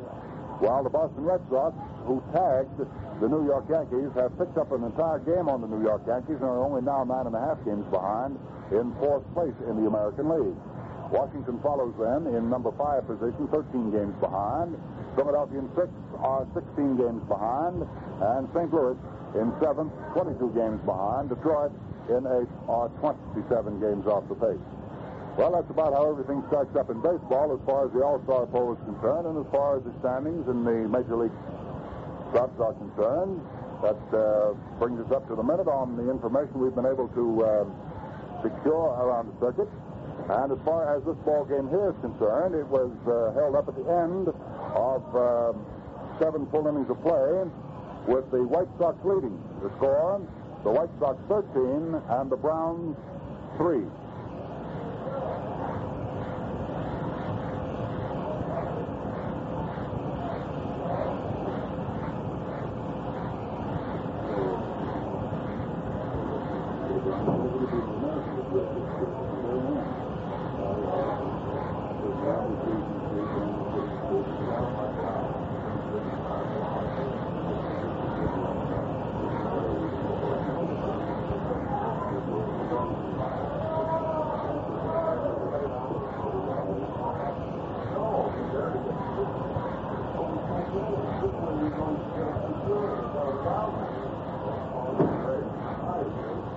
Well, right back here at Comiskey Park in Chicago, the rains have let up considerably, and we're waiting to see whether or not the umpires are going to have the boys back out there on the playing field. They were able, that is, the groundskeepers were able to get one half of the infield covered, and weren't able to get the other half covered. So around first base and the second base position, we find considerable water and a lot of puddles. But pitcher's mound and home plate securely covered, and the folks are all sitting around here waiting now to see whether or not this ball game is going to continue.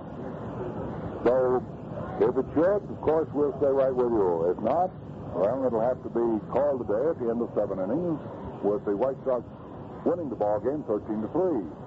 But that's all in the laps of the guards, and also the man upstairs who turns on the spigot and sends down the rain. So we'll continue to sit along here and wait. And inasmuch as it's come time for network and station identification, suppose we pull switches along the network, fellas. All set? Here we go. This is the Mutual Broadcasting System.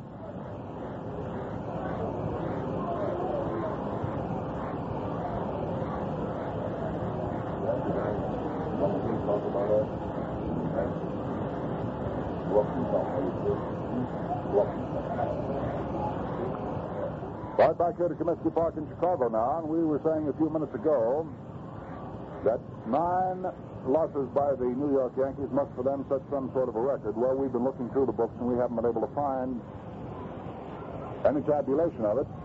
But Art Gleason's still looking through the books, and he's been looking for the longest losing streak in the American and National Leagues, and I think he's come up with it.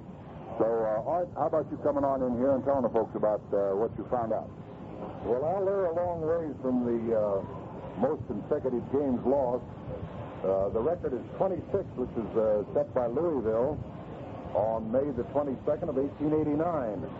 Then in 1899, Cleveland, who at that time was in the National League, they lost 24 in a row. And the modern record, of course, is 20 games lost by Boston in the American League in 1906. Philadelphia in the American League, July 21st to August the 8th of 1916. And Philadelphia again lost 20, August the 7th, August the 24th of 1943. So the Yankees, we don't know just how many they lost, but I believe, Al, it was during the year of 1925 under Miller Huggins when they finished in 7th place that they had their greatest loss of consecutive games. But just what the number is, I don't recall. I do recall back in 1950, though, we had a lot of weather just like we're having here at Comiskey Park today down at Griffith Stadium in Washington. Remember those days? Oh, yeah, I remember those very well, Art.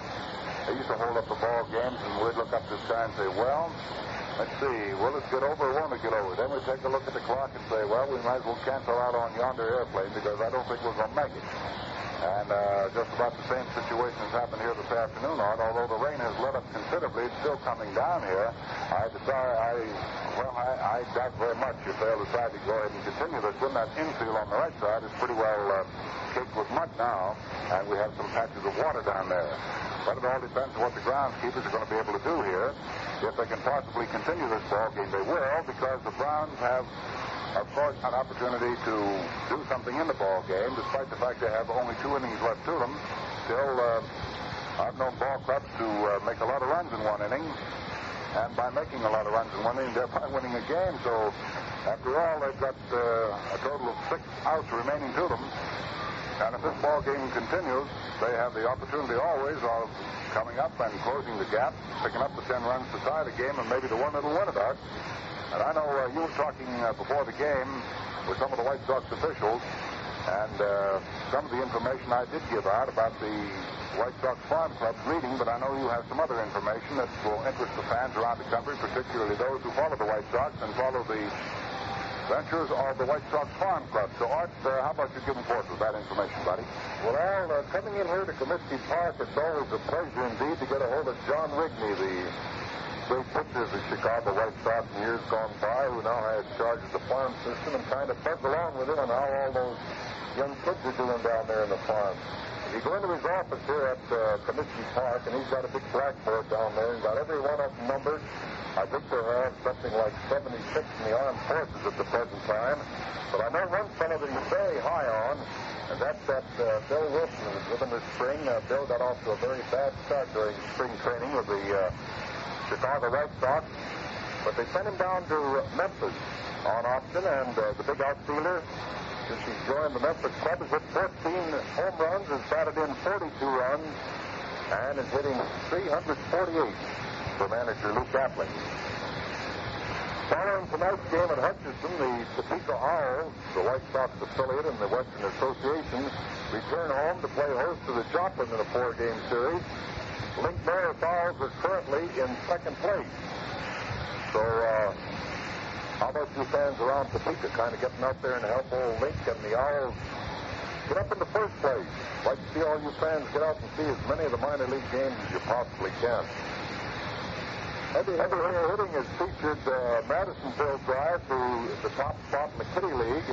The Miners, who are at home tonight and tomorrow night with Paducah, providing the opposition, also lead the Kitty League in team batting with a mark of 291, which is a very good team average.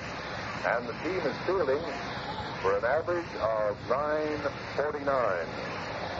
Weeping Willie McPhail's Colorado Springs Sky Sox have just opened a long homestand which will run through July the 9th and find Lincoln, Sioux City, and Omaha invading Colorado Springs.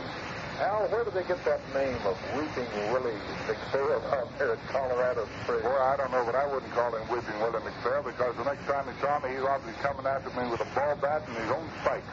Well, I think they get that name down in this farm office here at Comiskey Park because I think McPhail's always weeping for more help and more ball players. Well, that's probably true. They tag some of the doggonest names on ball players and baseball officials you ever saw in your life. But it's all done in a lot of fun, and I think it's always accepted as such. Well, everybody, talking about weeping, it's really raining here yet in Chicago, and a lot of the Browns have gone across the diamond out to the chute, which leads to the showers. So if that's any indication, well, it could not be. But we'd just like to tell the folks who perhaps have just tuned in with us that this ball game was held up at the end of 7 innings of play because of the downpour here in Chicago. And the score at that time was the White Sox 13 and the Browns 3. You know, there's something about a tall, frosted glass of Falstaff that always makes a friendly evening at your favorite tavern just a little more enjoyable. And that something is Falstaff's genuine premium quality, guaranteed right on its golden white premium label. Yes, sir, from the first golden clear glassful your smiling bartender pours for you, right down to your last satisfying taste. Falstaff is brimful of true premium quality flavor and character that no other beer can equal. Sure, Falstaff is always the choicest product of the brewer's art.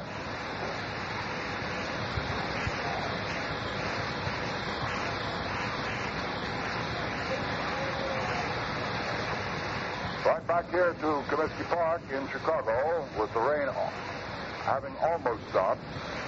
There's a possible chance of playing the rest of the ball game and getting it in. However, it's a 13-3 ball game right now in favor of the Chicago White Sox as we wait and see what plate umpire Charlie Berry and his cohorts are going to do. In the meantime, we have received a wire from Miami, Florida from C.W. Hicks, wanting to know where old Diz is.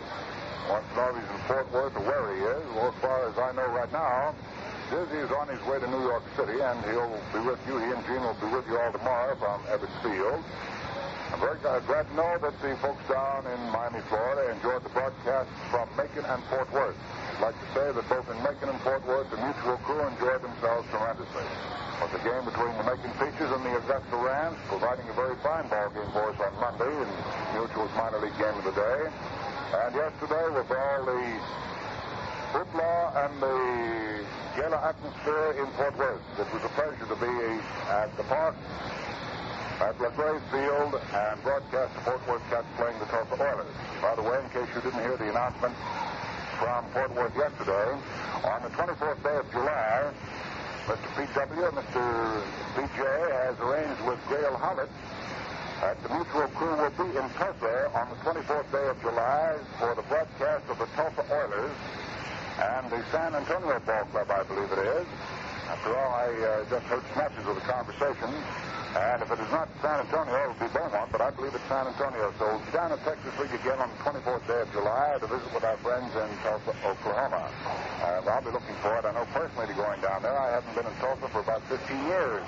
And they tell me the place is even better than it used to be, and heavens knows it was a fine place then. But we get a tremendous kick out of going to the various towns in which our broadcasts are heard and meeting all the folks. And we sincerely hope that on the 24th of July, we can see and meet a lot of you folks in Tulsa, Oklahoma. We had a great time with Jim Humphreys and Bob Murphy and the crew down at Oklahoma City when we were in there for that ball game just a couple of days back. And we'll be looking forward to visiting down in Tulsa. First, we'll have other minor league ball games throughout the course of the season for you because we found that there has been an interest shown in the broadcast of the minor league ball games that have been selected to fill in on the Major League Open date. And we'll continue to bring you these ball games just as long as we know you like. Well, the ball game we were bringing you here this afternoon at the end of 7 innings was 13-3 in favor of the White Sox over the St. Louis Browns, and we're still waiting to see whether Charlie Berry and the umpires, Stevens, Duffy, and Summers, get their heads together and say, yes, boys, let's go ahead and try to continue this one, or whether we're going to wash it out. Right now, the rain has stopped completely. See, the umpires have now stuck their heads out of the dugout of the White Sox, and we may have a decision made on this any moment. In the meantime, we'll hang right on here and see if we can't talk a little baseball along with you and find out exactly what they're going to do. Say, Al, I want to butt in here for a moment. And you can butt in for a lot of moments, buddy. Don't you give me that minute stuff now.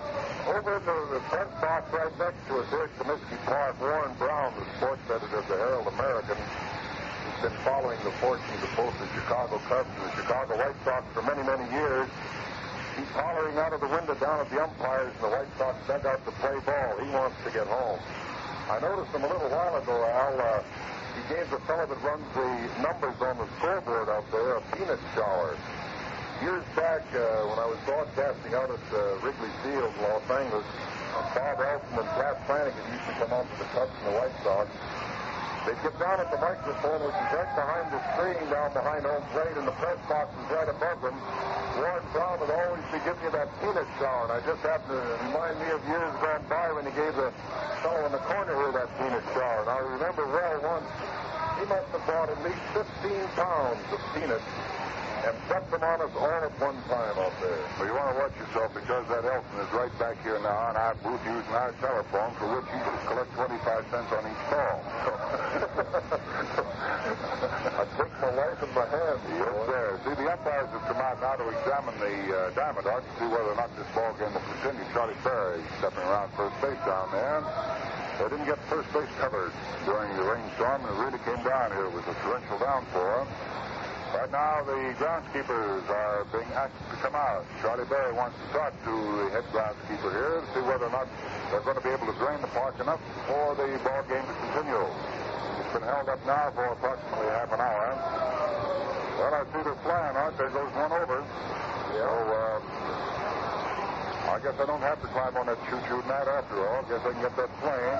Hope we can at 6 o'clock on American Airlines. That'll be the number 6 Advanced Mercury. And the groundskeepers have come out now. And Charlie Berry talking to them. Looks as though we might be able to get the water soft up down there at first base and this ball game back underway. Of course, it'll be a few minutes before that happens. It's a 13-3 ball game in favor of the White Sox, and we'd like to tell you just exactly how things started.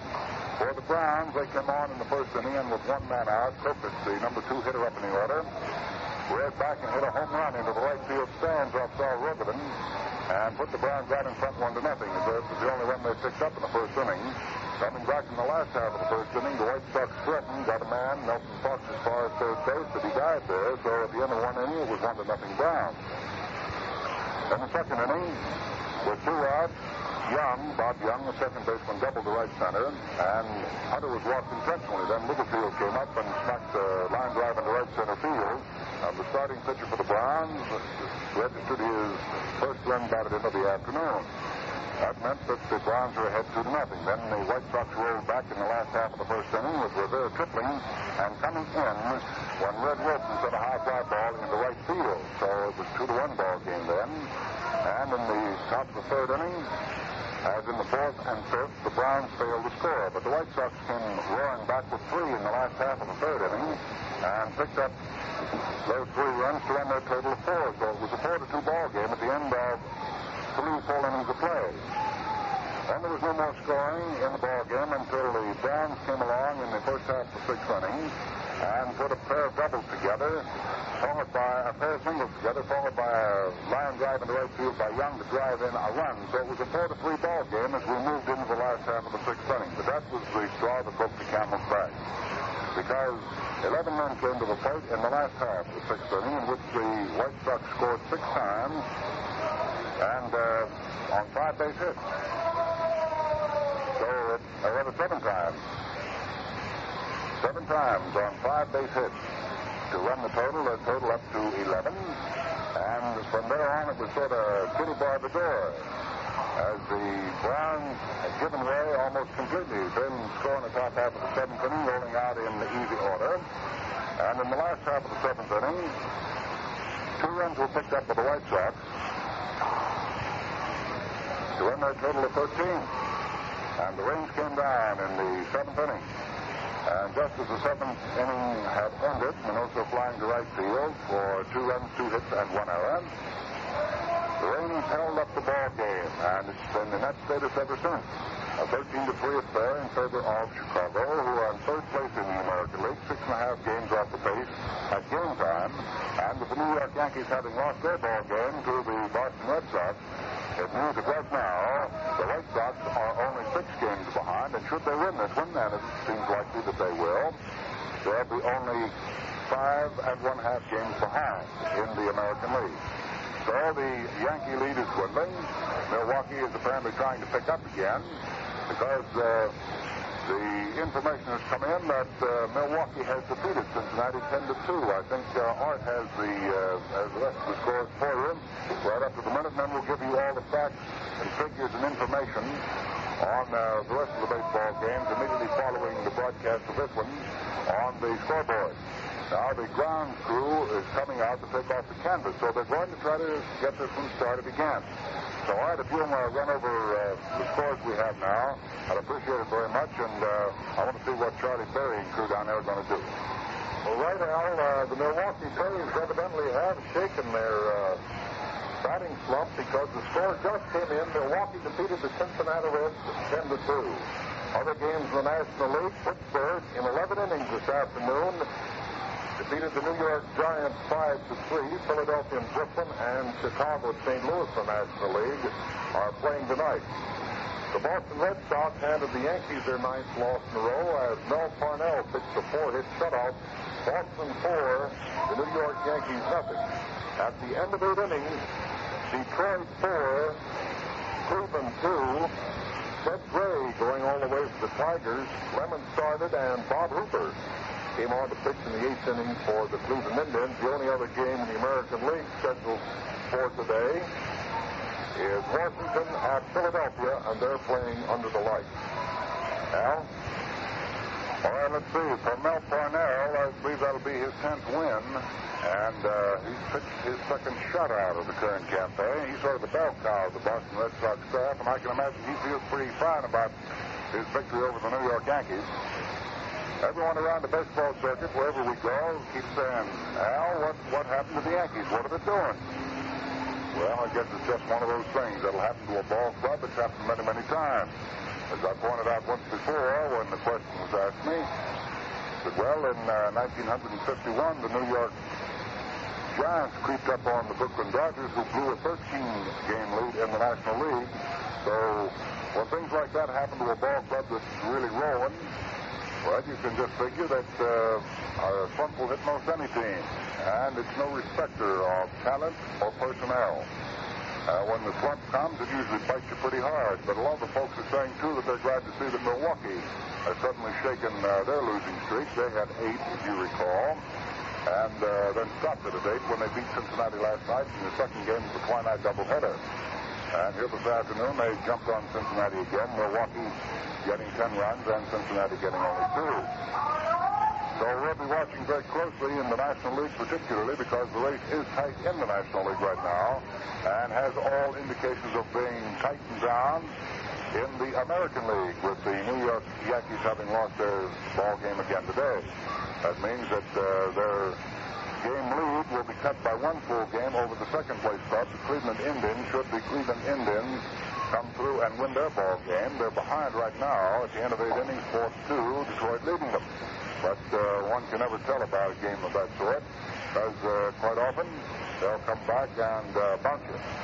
And the final score has just been put up on the board here at Comiskey Park in Chicago. Detroit has beaten the second-place Cleveland Indians, so they'll make no ground on the Yankees today. It's a 4-2 affair in favor of Cleveland, in favor of Detroit over Cleveland. So that means that Cleveland, struggling along to try to pick up ground on the Yankees, will not do so today. But here at Comiskey Park, the third-place Chicago White Sox can pick up ground on the Yankees if this ball game should not get back underway, or if they are able to go ahead and defeat the St. Louis Browns, whom they lead right now 13-3. So the White Sox can move up to the ahead of the Cleveland Indians, actually in percentage points, I believe. I'll check that up and make absolutely certain. Chicago 6.5 games off the pace, and Cleveland 5 games off the pace at game time today.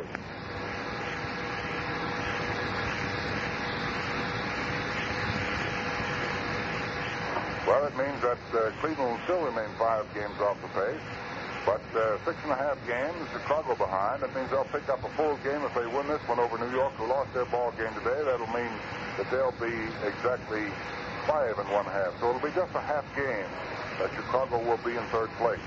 So it makes the race pretty tight in the American League. As far as the fourth-place Boston Red Sox are concerned, they are 10.5 games out before they lace the Yankees today. It means they're 9.5 games out now.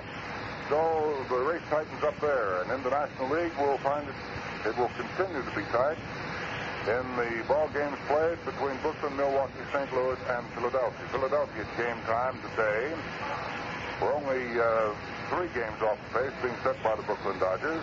So it means between the first-place ball club and the fourth-place ball club, there are only 3 games difference. The fifth-place New York Giants were 7.5 games down, and they lost to Pittsburgh today, so that'll drop them down a little bit more. It all depends on what Brooklyn's going to do in their ball game with Philadelphia tonight. Of course, that has to be considered.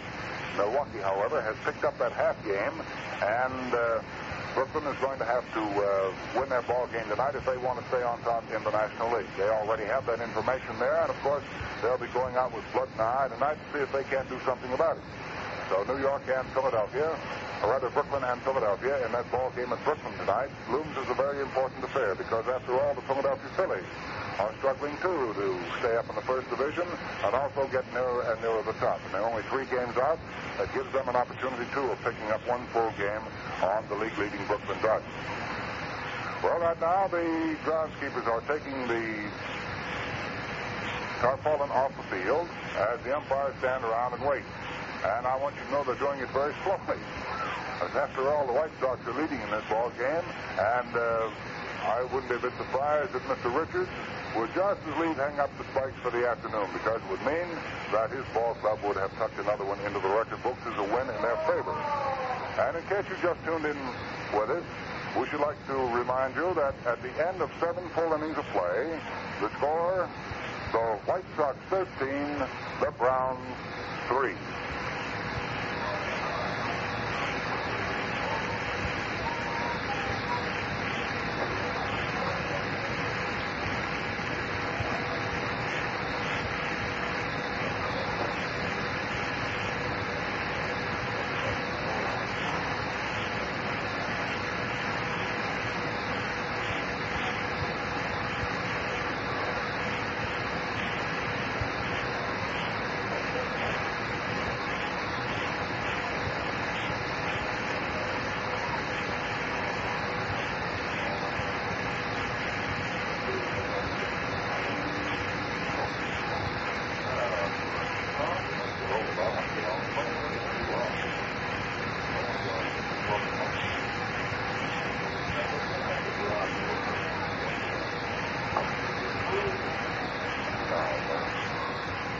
Right back here at Comiskey Park in Chicago, where we're still waiting to see whether or not they're going to continue this ball game or not. We've been talking a lot about the Chicago White Sox and what they've been doing and so forth. Well, one of the happiest guys I ran into when he was on his last swing in the East was Bob Elson, the fine Chicago White Sox broadcaster. Well, the last time I saw him, he said, boy, we beat those Athletics. We beat the New York Yankees. Boy, we're ready to go. And talking about the Go-Go Sox, well, they were stopped last night, but they came roaring back here this afternoon, didn't they, Bob? Yes, they sure did, Al. You know, the big story about the White Sox in their last Eastern trip was the story of the cat. You hear the cat story? No, Art started to tell me something about it, but play interfered. We have no play down there now, so, well, all ears, boy, go ahead. I tell you, in the second game, or the opening game of the New York Yankees series, the White Sox, it was in the first half of the second inning, a cat ran out of the right field stand someplace, and the first thing we saw was the cat was down around first base. And the Yankees all tried to catch the cat and couldn't, and he came over back of the plate, and then some fans ran out of the aisles and tried to catch the cat, and they couldn't get him. So finally the cat nonchalantly turned around and walked into the White Sox dugout. And I claimed that that was the charm, that the cat really gave us the spur and the incentive. And he was a black and white cat, and I saw the cat again the next day. I went down in the Sox. You know where the visiting dressing room is under Yankee Stadium. Sure. Well, I saw this cat there again the next day with an orange cat. And the following day, I got there early before the ball game again, went down into where they serve food to the press and radio, and I saw the cat again. So I gave the cat credit for all this, and we started quite a cat story here. I don't know how many cans and boxes of sardines have been mailed in here, and I've got wires from all over the country about that cat. Have you still got it? Have you still got it, though, Bob? Well, the story about the cat is, you see, we have a number of writers with us traveling with the team. They weren't wise to the cat story. And all of a sudden, with all the excitement breaking loose on the cat, their editors start to wire, send the stories on the cat. The whole town is talking about the cat. Well, they hadn't been in on the cat story, so they are saying now, you know, that there was no cat. However, I am going to show the cat on television tonight, the picture of the cat. They ran a big picture here the day after that game in the Chicago paper showing the cat on the field and people trying to catch him, Bill Dickey trying to get a hold of him. Well, I've got that picture enlarged, and I'm going to show it on television here tonight at 6 o'clock. So any of these fellows that say there was no cat, I don't know where they were. They must not have been there. Because that is the fabulous cat that started these White Sox really rocking them and stocking them. And if you'd have seen a fly ball that Minoso hit at Boston that was going the foul, cat was in on that, too. well, then Minoso claims only the cat brought that ball back in there because that ball was gone, foul way up over in the left-hand corner, and all of a sudden it hit a wind current there, and Stevens turned his head away, and before he knew it, that ball dropped behind him, and the winning run was in, and we claim that was due to the cat again. Well, I'll be doggone. Well, look, Bob, I've said time and time again, I know I've heard you say it too, that perhaps the most superstitious crowd in the world, crowd that plays this game of baseball. And I imagine that they're looking for all these little things so they can build their superstitions even higher. Well, that's right. Ball players are very, very superstitious. They tell stories from way back to the beginning of time, even in the old days, in the McGraw era. There were certain ball players that played for McGraw that would never eat except in one restaurant. And if they got on a hitting jag, they'd eat the same thing every day for breakfast, lunch, and dinner, and never change until they went out into a slump. Or say a pitcher would win a couple of games in a row, he'd go on he's eating a certain thing and in a certain place. He'd never want to eat anything else. They'd eat the same thing all the time. They are just about as superstitious as any group of people there are. Well, you remember old Red Lucas. What a fine pitcher. Yeah, very well. Red Lucas would never touch the foul lines as he walked across. He'd skip to get over him. I remember that many times. Very, very well. Somebody, I forget who it was now, would never go to second base without a rabbit's foot in his bucket. Was that Moranville? Could have been. That's and quite a long time ago. Then there's the fellow always had a little wad of gum underneath the peak of his cap. That's right. Up at the plate. Oh, there have been all kinds of things. You're not superstitious, are you, Bob? No, I'm not superstitious. All I would like is playing Jim Rummy is some better cards. That's all. I just can't seem to get him to tell me I can play. Al, it's good to see you. I better get back to work. It's awful nice to see you too, Bob. And come in and visit us anytime you see this mutual microphone around. Ladies and gentlemen, Bob Elton, the fine broadcaster of the Chicago White Sox, coming in to tell us the cat story that's been rattling all over the city of Chicago and has been going through the eastern seaboard like crazy, and wouldn't be a bit surprised that perhaps the paper in your hometown will be picking it up very soon. It's quite a fabulous story, with all of the White Sox players claiming that the cat has brought them a great deal of luck. I don't know what they were blaming their loss on last night, but here this afternoon, they must have found the cat before, because they've really been bombarding the St. Louis Browns here today. Well, as we said a few minutes ago, they're going to try to continue this ball game. They have ordered sand to be brought out and put over the right side of the diamond. So the groundskeepers are wheeling out the sand now and will be spread. So in the meantime, this ball game has been held up now, I would say, for about 40 to 45 minutes. And we've been trying to stay here with it for the simple reason that we've expected most any second that the game would either be called off or they would say, go ahead and let's try to continue it. The rain has stopped completely here at Comiskey Park, so we'll hold up and see whether or not we're going to be able to get it in. In the meantime, we'd just like to alert our good friend Rocco Tito back at the studio and tell him one thing for sure, that if this hangs on much longer and they're going to be any slower about it, well, we might have to have some of that very fine music we know those records back there could produce. Unless Art has brought along his mouth organ and his guitar and wants to play a little for us. Yeah, but I can't sing today. The outlet right side of the infield looks in pretty bad shape, though. I saw Charlie Berry step out on it a moment ago, and he went up to about halfway up the shoe top.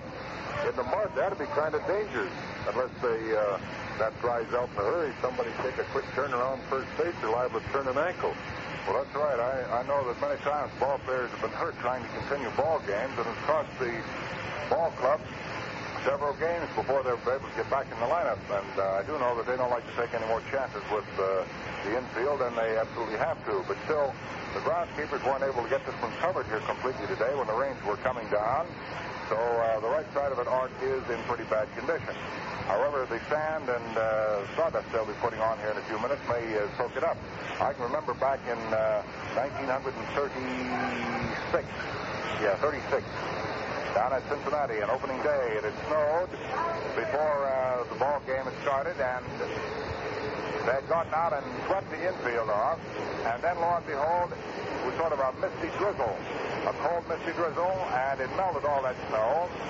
And before the ball game could be put on at all, the groundskeepers had to come out and spread a mixture of oil and sawdust with sand all over the infield, and they lit it on to dry it off. And they went ahead and played that ball game between Pittsburgh and Cincinnati. And I imagine if you wanted to ask him the story about it, Chuck Dressen would remember to tell you about it, because Chuck was managing down at Cincinnati at that time. Remember, we worked the whole year with Chuck Dressen as manager of the Cincinnati Reds. That's when Lee Grissom was their old fireballer. They were working him about every other day. And Grissom kept the Cincinnati Ball Club in the National League that year. And I remember I was working the ball games there with the old redhead, Red Barber. We had quite a time. Every time we turned around, Grissom was coming in to pitch.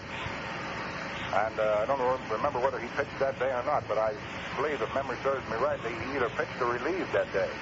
But I do know that the infield was in bad condition. The outfield was very bad, but they went ahead and opened anyway and had a capacity crowd across the field. And old Larry McPhail was the general manager down there in the Major Domo. And when Larry said, yeah, we're going to go ahead and play, everyone said, geez, you think you're going to... Yeah, he said, put the information out on the radio. We put it out on the radio, and lo and behold, those people picked up their tickets, walked down to the ballpark, sat there with their teeth chattering while the two clubs went. And if memory serves me rightly, old Red Lucas, we were talking about a few minutes ago, pitched that opening day for Pittsburgh. Well, you look back on some of those times, and very pleasant memories sort of pop up. You get to thinking about some of the old pitchers, the old hitters, the old catchers. Wonder what they're doing now. Of course, one of the fellas that's breezing along just about that time in the National League was a guy that works with us almost every day, Diz Dean. He was still throwing that fireball of his, Art. And I can remember his throwing it down at Pittsburgh because I'd gone to Cincinnati from Pittsburgh, moved over from the broadcasting coop in Pittsburgh to Cincinnati, and we'd seen a lot of Diz working against those Wayner boys down in the city of Pittsburgh. And those two Wayners really would hit you to death when they got the opportunity.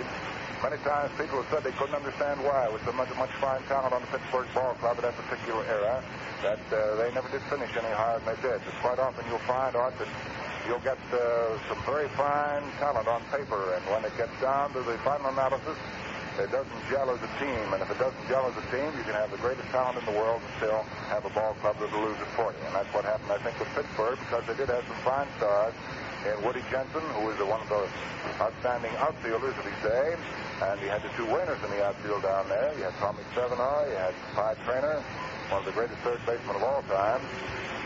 You also had Archie Vaughan coming up. Lavagetto was a young fellow then breaking in. And you had Gus Stewart first base, who could hit that long ball for you.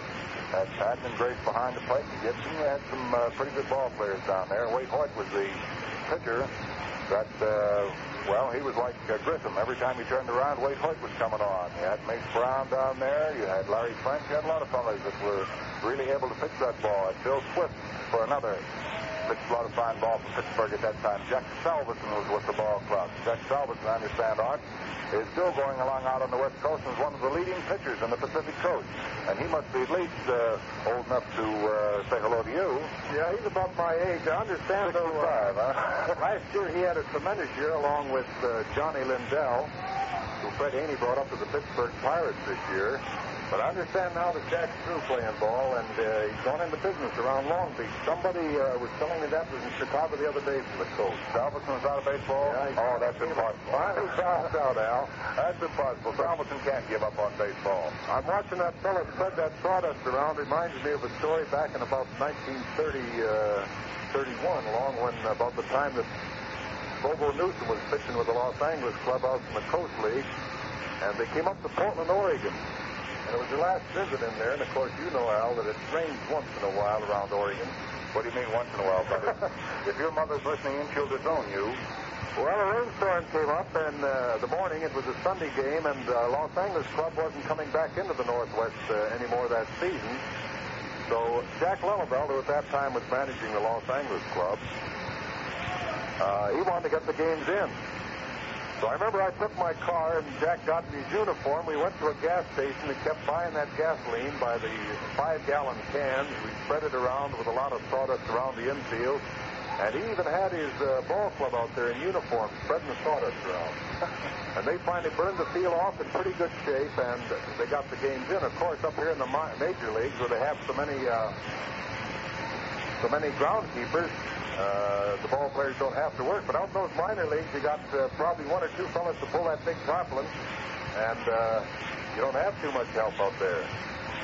You were speaking a minute ago about Archie Vaughan and those fellas, Al. I can well remember how Woody Jensen and another fellow that I see every winter up in Oregon, Jim Mosoff. Remember that big outfielder? Oh, yeah. Well, Woody, he's still up in Oregon? Yeah, he's working up in Salem, Oregon. Got a very fine position up there. And right as you go in his den, he's got a life-size picture of Clyde Traynor along with Babe Ruth when the Pirates and the Yankees played in the World Series. And you know, the first thing that impressed me when I look at that picture is the size of the gloves that they used in those days. It looked like they got them at the drugstore someplace. Just fairly big enough to get your hand into them. And now they've got those fancy gloves. I always kid the ball players. I go around the leagues up here today, Al, and I said, how can you miss one with a glove like this? But I well remember the day. A very dear friend of mine at that time, Art Griggs, owned the Wichita Club, the Western League. And to get Archie Vaughan, he purchased, the Pittsburgh Pirates purchased the whole ball club. And on the ball club that time, Moose Weber, who later came up as general manager of the Chicago Cubs, is now retired. They happened to send Woody Jensen and Jim Mosoff over to Art Griggs as a favor at Wichita, and lo and behold, when Pittsburgh bought the ball club, Los Angeles lost two pretty good ball players, Jensen and Mosoff. And as you mentioned, Archie Vaughan, there was a little left-hand pitcher that year that came up, and I can remember when the Pirates trained out on the coast next year, I always said he had the greatest curveball that I ever saw. Who was that? A left-hander by the name of Wood. I think he stayed 1 year with the Pirates, and that's the last I ever heard of him. Yeah. But I remember they were playing the White Sox in Wrigley Field, an exhibition game, and Luke Appling came up to hit against him. And he'd take that bat and swing down on the ball just like he was splitting kindling. He had a curveball that he'd start about a foot over your head and it'd break right around your knee. I never saw a fellow with a curveball, and he pitched, I think, just 1 year, and that's the last I ever heard of him. That's the fellow I was asking you one afternoon who the little left-hander was that came up with Pittsburgh and lasted only 1 year, pitched his heart out that 1 year, and never came back to the majors. That's the guy I was talking about, and I couldn't remember his name, and it pops up on the broadcast this afternoon. How about Well, Al, he probably got a crook in his arm from throwing so many curves that he could never get it straightened out. Well, that's probably very true. I think we ought to tell the folks along the network, Art, that they're still trying to take care of the grounds here at Comiskey Park in Chicago. As soon as they get them all squared away, we're going to have this ball game to continue. But in case you just tuned in late with us, we should like to say that at the end of 7 innings of play, the game was halted, and the score at that time was the Chicago White Sox 13 and the St. Louis Browns 3.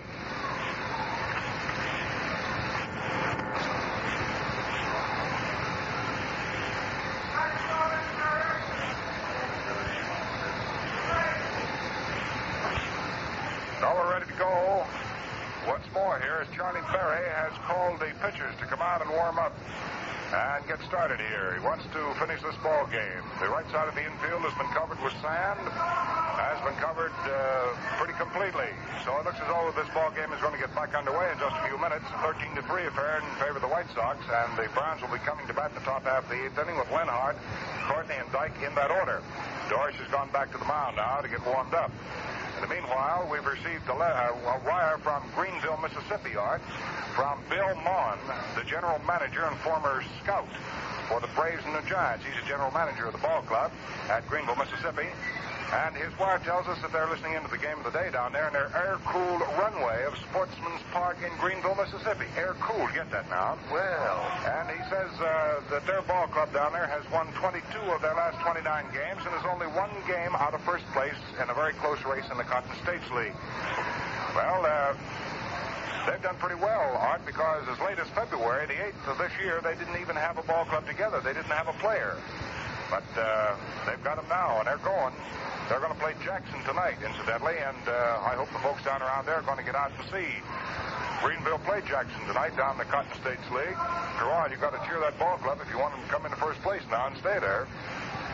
So we'll pass along all the regards that Bill Maughan has sent, and we sincerely hope that they have a lot of good luck down there, and we'd like to wish good luck to all the ball clubs in the minor leagues this year. Not only this year, but for as many years as they decide they are going to operate. After all, baseball is one game that America has really taken to its heart and would like to keep right there as its national pastime. We were talking about Charlie Berry a few minutes ago, Art, and you slipped over here and said that you remember when Charlie Berry caught out where? He's the catch for the Portland Beavers out in the Coast League, Al. I've got news for you. He still remembers having caught out there, too. He'll tell you some wild and woolly stories about having been in the Pacific Coast League. Just get him cornered sometime, Art. I'll tell you when you get him cornered. Get him cornered after his day's work is due and he's having dinner from a restaurant. And just walk up to him and say, Charlie, I understand that the greatest years of your life were spent out on the Pacific Coast, brother, and he'll take off like 6 seconds. Well, I can remember, Al, when he was catching out there, we had a fort in Vancouver, and there was a young lieutenant who was quite a baseball fan, used to come over and watch the ball games. And lo and behold, after the war was over, Charlie went on that trip, you know, that the umpires and the players take to Germany. And this fellow who happened to be a young lieutenant at Vancouver back when he was playing with Portland was at that time a general in charge of Trieste. And is now stationed in New York, a very fine baseball fan, General Seabury. Oh, yeah. I remember when I was in Germany, General Seabury and myself were the only two that got the sporting news from our very good friend down there in St. Louis, Mr. J.G. Taylor Spink. Hey, you know something? I haven't heard from J.G. Taylor Spink for so long, I think he must have crossed me off his list. Well, I imagine he's a pretty busy man right now, Al, but I'll tell you this. You'll be hearing from one of these days, because I know every once in a while I'll get a wire from him. He said, "Where are you and what are you doing?" We were talking a few minutes ago, Art, about wondering how many Yankees have lost straight as their own record. We weren't able to come up with it. Well, Ray Brinson of Tampa, Florida, comes up with a piece of information by telegram that we've just received here at the broadcasting booth in Comiskey Park in Chicago. He informs us, and now this is according to Ray Brinson, and we're going to have to check it, but we're not going to doubt his word, because this is the best piece of authority we have right now. He says that the Yankees lost 9 straight in 1945. The all-time club record is 13 in a row 40 years ago. 13 in a row 40 years ago. Boy, they've been playing some rough baseball, haven't they? That was about the time that Casey Stengel broke in, wasn't it? Thought you were going to look over here and say that was about the time we saw our first ball game. I was about to hit you on the head with these binoculars. Yeah, Art, baseball is a great game. It keeps records, and we like to delve back in the records, look at them, and see what's been going on, and sort of compare what the boys did then with the type of equipment they had, compared to what the boys are doing today with the type of equipment that now prevails in the game. Talking about the game prevailing, it's about to start right now. Get back underway for the top of the 8th inning. And it's been almost an hour since the rain came down and stopped it at the end of 7, with the White Sox leading 13-3. Well, Art, I thought you did a lot of Kinnan and John in the 7th inning when the White Sox scored 7 times. But I'm going to tell you something. Frankly, a few thousand chosen and unchosen words have been poured out since that last half of that 7th inning went in the book. The last half of the 6th inning went in the book. And, well, if we have any more words left, we're carrying right on here at the top of the 8th inning. Usual game of the day from Comiskey Park in Chicago. Looks as though that 6 o'clock plane, Art, will have to go without helpers tonight.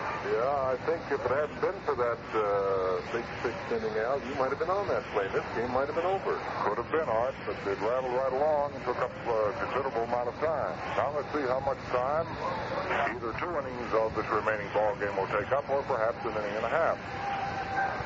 In the top of the 8th inning, the first man up for the St. Louis Browns will be Don Lenhart. He's had 1 base hit in 3 tries, struck 1 back through the middle in the 3rd inning. Lenhart, a .284 hitter at game time, is standing in, and Harry Doris, the relief pitcher of the Chicago White Sox, trying to save this game for Saul Rogovan and the White Sox. And it seems as though he's about to do it with a 13-3 ball game cooking, a 10-run lead. He delivers to right-hand hitting Don Lenhart a curveball over for ball, strike 1. So we've gotten this one back underway. Just for the fun of it, Art, will you check how many minutes this ball game is held up by rain? Next pitch is swung on. There's a line drive hit into left field. It's in there for a base hit. And Don Lenhart opens the 8th inning for the Browns with a line drive single to left. Off Doris, that's hit number 1. Hit number 8 all told for the Browns. 21 base hits we've had here this afternoon, and they have produced 13 runs.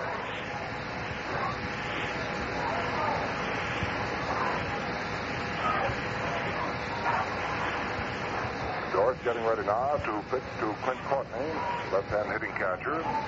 Clint drove a single into right field back in the 6th inning, his only base hit 3 times up. Little Bulldog standing in, wears glasses.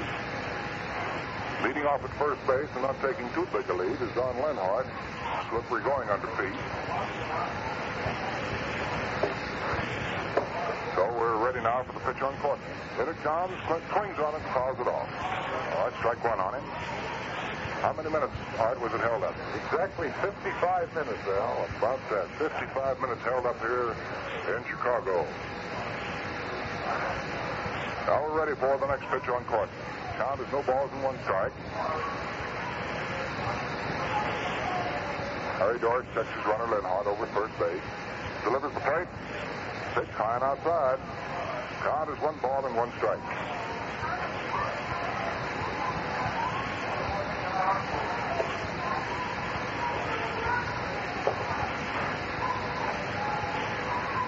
Del Courtney wiggles down into position there at the plate. Gets ready.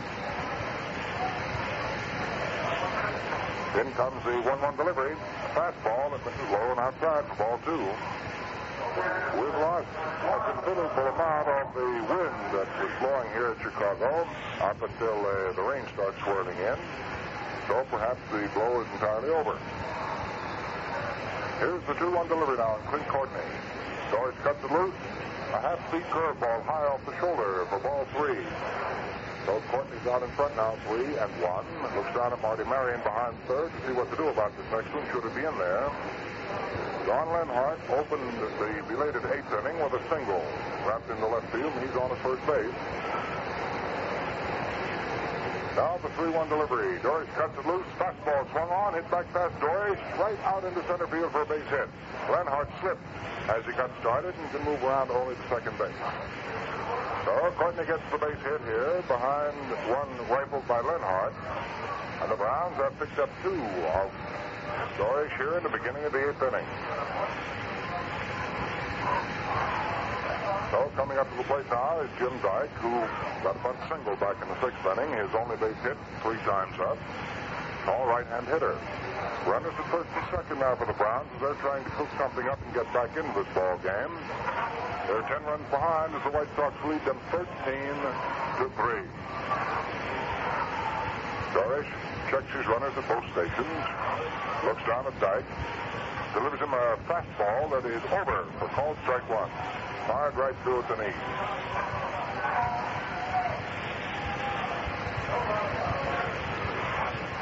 Not out for the Browns. Top of the 8th inning, 2 base runners. Harry Dorsch in relief for the White Sox.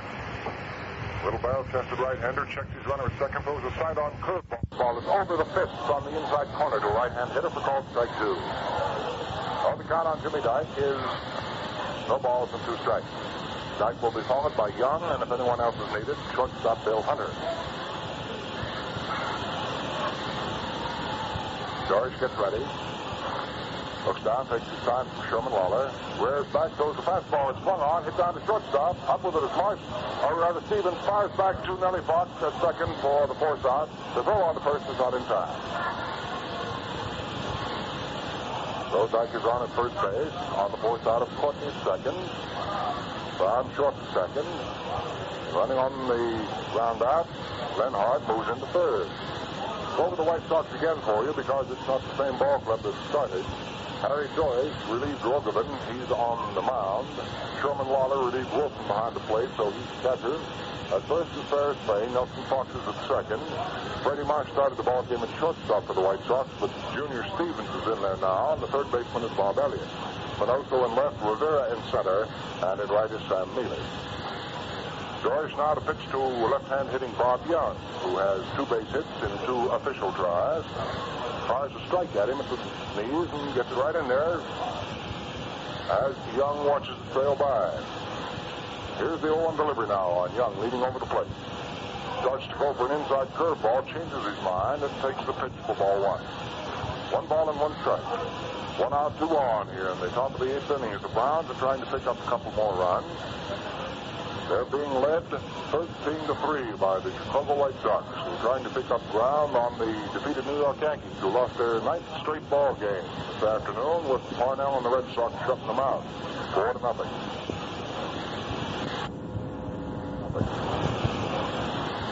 Dorsch ready. Delivers fastball. Swung on. Hit right back past him on into center field for a base hit. So Young strikes one back through the middle with Lenhart coming in to score the 4th St. Louis Browns run. That is hit number 3, run number 1 off Dorsch. And on the play, Jimmy Dyke moves down to second to hold on. So 2 runs batted in here this afternoon by second baseman Young.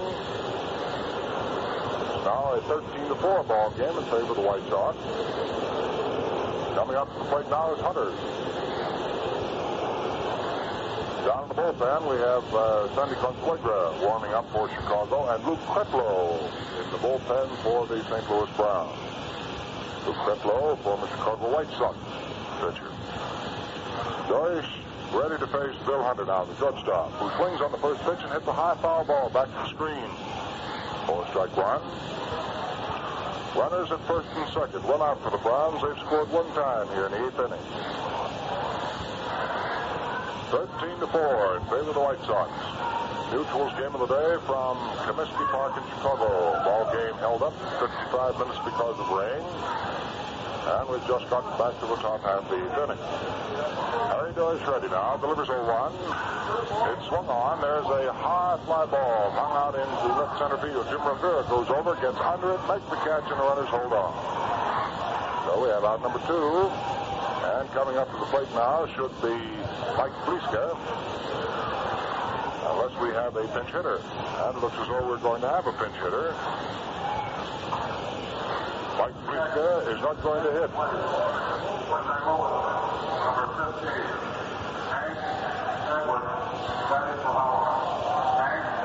Hitting left-handed is Hank Edwards. Batting for Bobo Holloman. Said Pliska, I meant Holloman.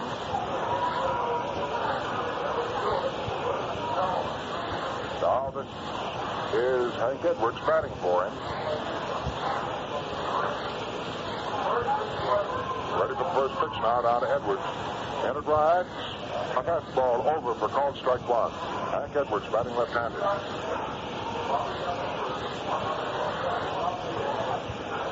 In comes the pitch, swung on. There's a hard-hit ground ball down to Nellie Fox at second. Down in the mud puddle, he goes on one knee, picks it up, fires to first base, and that's all for the Browns.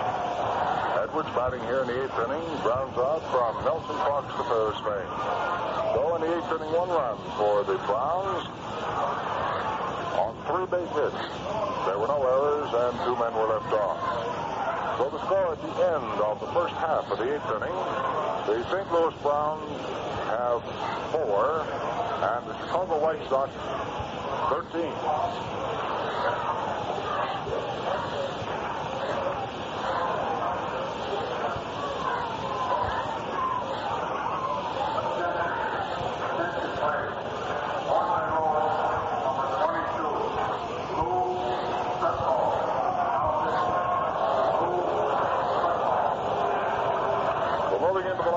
The 8th inning, and we're to have a new pitcher now for the St. Louis Browns. It'll be Luke Kretlow. He's coming on.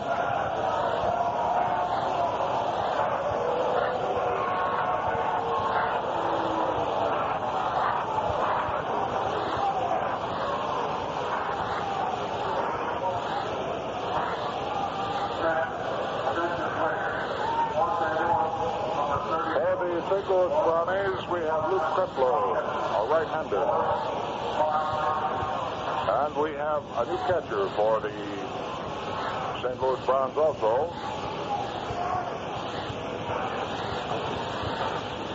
Martin has come on to do the catching for St. Louis. He'll take the place of Courtney and probably go into the batting order in his place. Martin, M-A-R-T-I-N. Martin catching for the Browns in the 8th inning.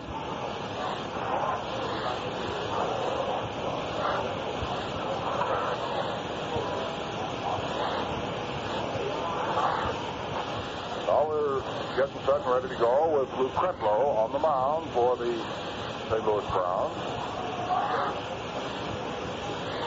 He's the 6th pitcher to be used by Marty Marion here this afternoon. Babe Martin behind the plate. He's the new St. Louis catcher, Babe Martin.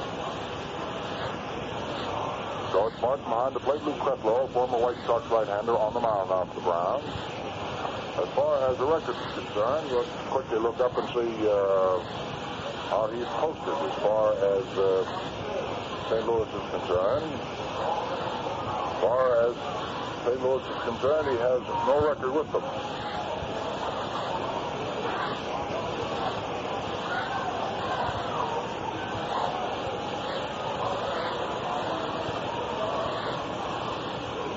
Getting set and ready to go here in the last half of the 8th inning. The first man up will be Bob Elliott.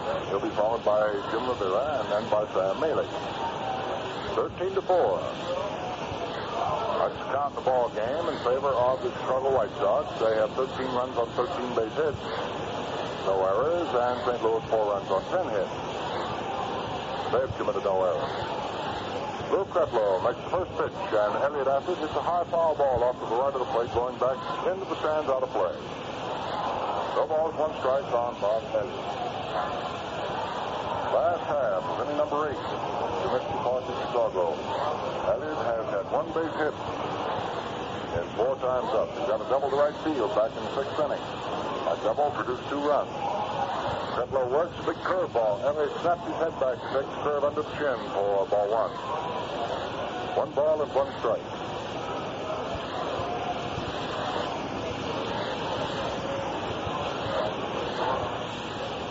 Elliott left foot forward to the plate.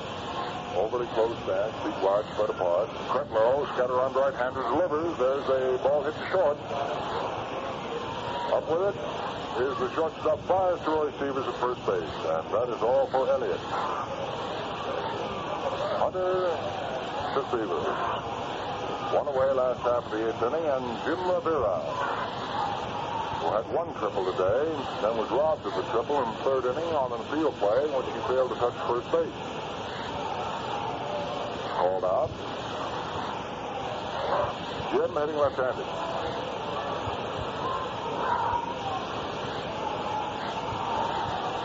Ready for the first pitch to Rivera. Kretlow, his former teammate, starts his motion, delivers, big curveball, snapped off outside. 1 ball and no strike.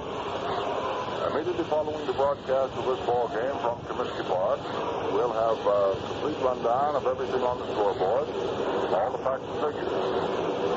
Kretlow works a fast curve, then off the fish, swung on, and tossed in by Rivera. We've got the airplanes today going over this park now so low that it's almost reached up and snatched him.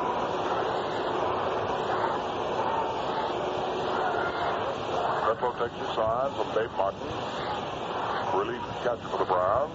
In comes the pitch. Rivera reaches for an outside fastball and fouls it up into the second tier off the third base line. 1 ball and 2 strikes. Count on Jumpin' Jim Rivera.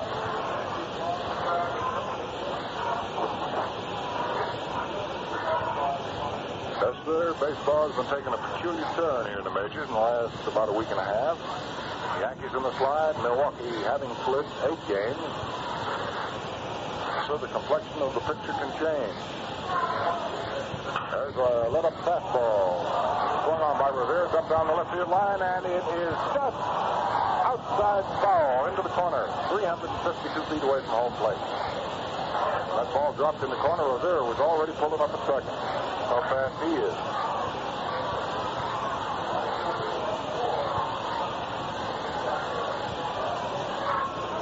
So that's a long, loud foul strike, and Rivera has to come back and do it all over again. That's a count of 1 ball, 2 strikes. 1 out last half of the 8th inning. Rivera is up at the plate with nobody on. Score 13-4. Now here's Kretlow starting his motion. Delivers 1-2. Rivera takes. No one outside for ball 2.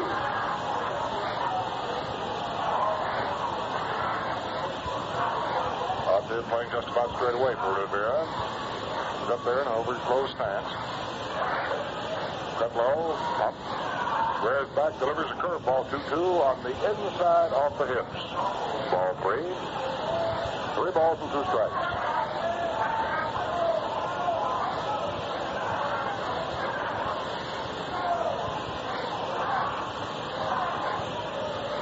Kretlow settles down, takes the sign. Rivera waits. 3-2 count on Jim. In comes the 3-2 pitch. Swung on a fastball, fouled right back into the screen. 3 balls and 2 strikes on Rivera.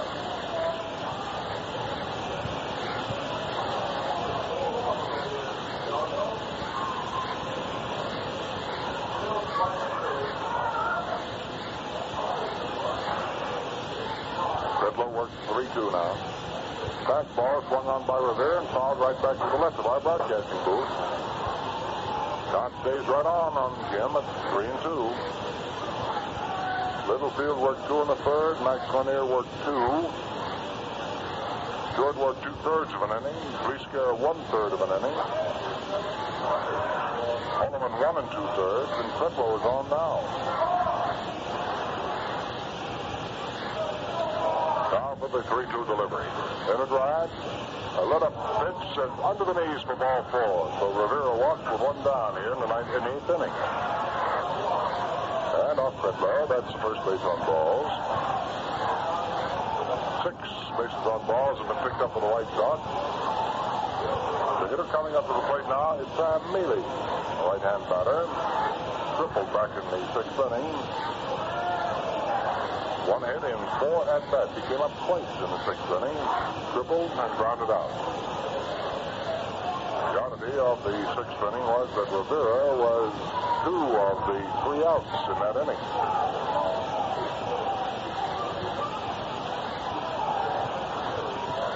Kretlow ready to pitch now to Sam Mealy. Fires the fastball at him. Low and outside for ball 1.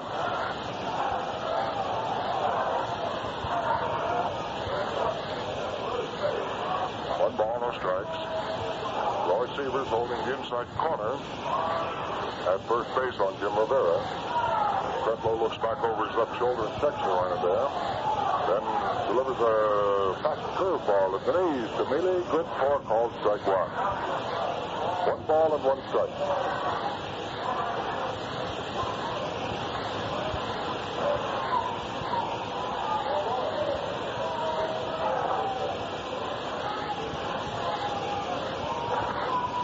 Kretlow working out of Mealy on the 1-1 count. Rivera steps off first. In comes the pitch. A nice curveball, but it's under the knees. Count is 2-1. Ball game has slowed down considerably, Mr. Gleason. Yes, it has.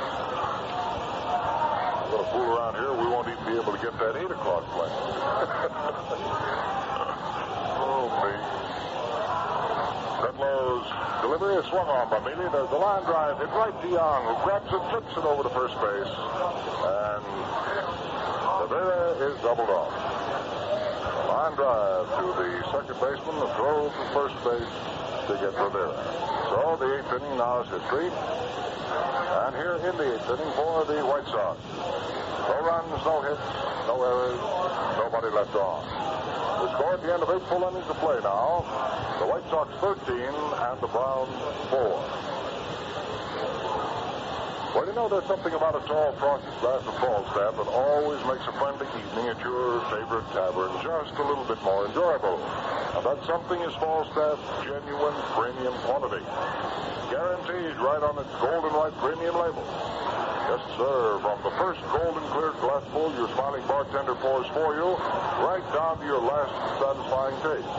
Falstaff is brimful of true premium quality flavor and character that no other beer can equal. Sure, Falstaff is always the choicest product of the brewer's ice.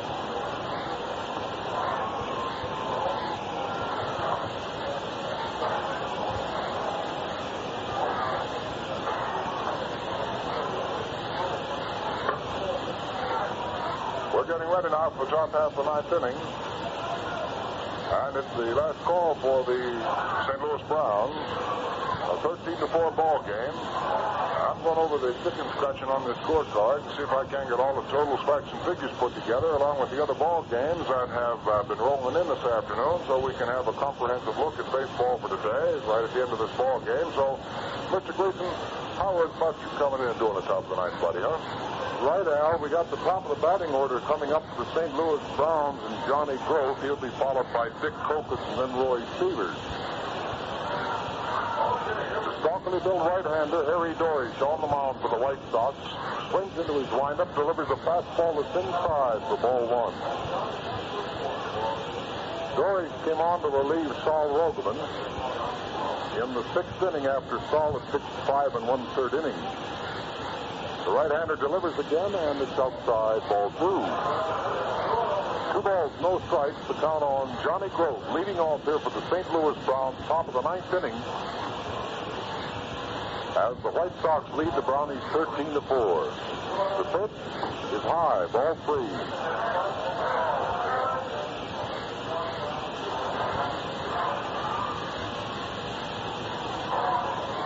Johnny Grove is up for his 5th time. He's 0 for 4. Dorish ready. The pitch is in there for a call strike.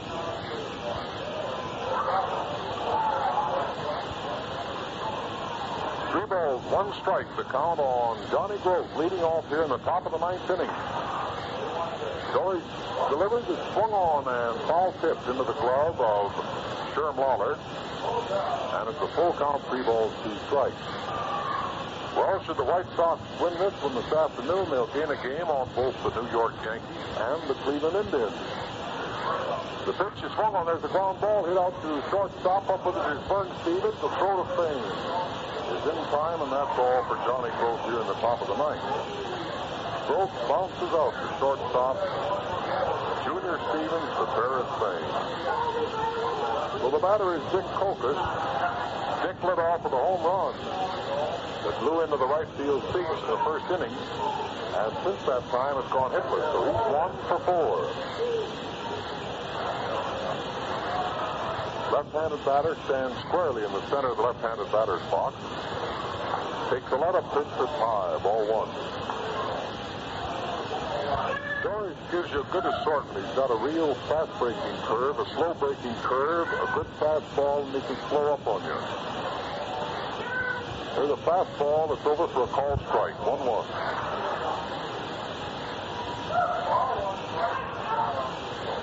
Immediately following the ball game, Al Helfer will bring you all of the pertinent information on games played around the Major Leagues this afternoon. Call strike 2. Lifted a fastball over the outside corner, letter high, 1-2. One thing about Dory, he's always close to that plate. He doesn't give you anything too good to hit. Always working around those corners.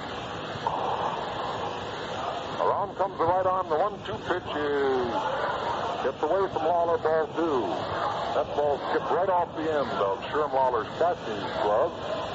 And it looks as though Doris might have crossed him up. I think Lawler called for the curve, and he threw him a fastball that sailed a little bit. 1 out, 2-2, the count on Dick Kokis.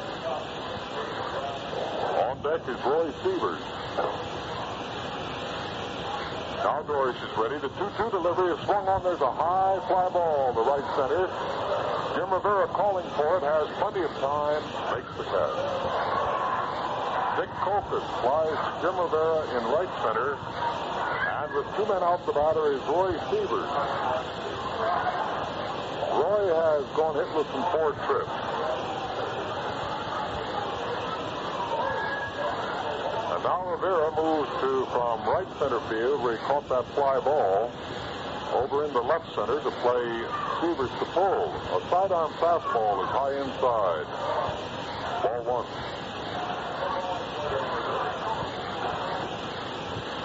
The right half of the infield is completely covered with sawdust down the third and first base foul line.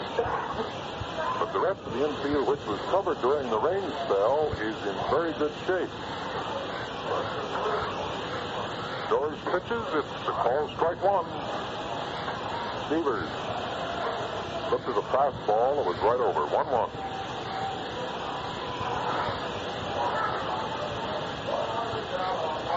Here's your 1-1 delivery to the right-handed batter, and Sievers swings. There's a line drive to right center. It's in there for a base hit.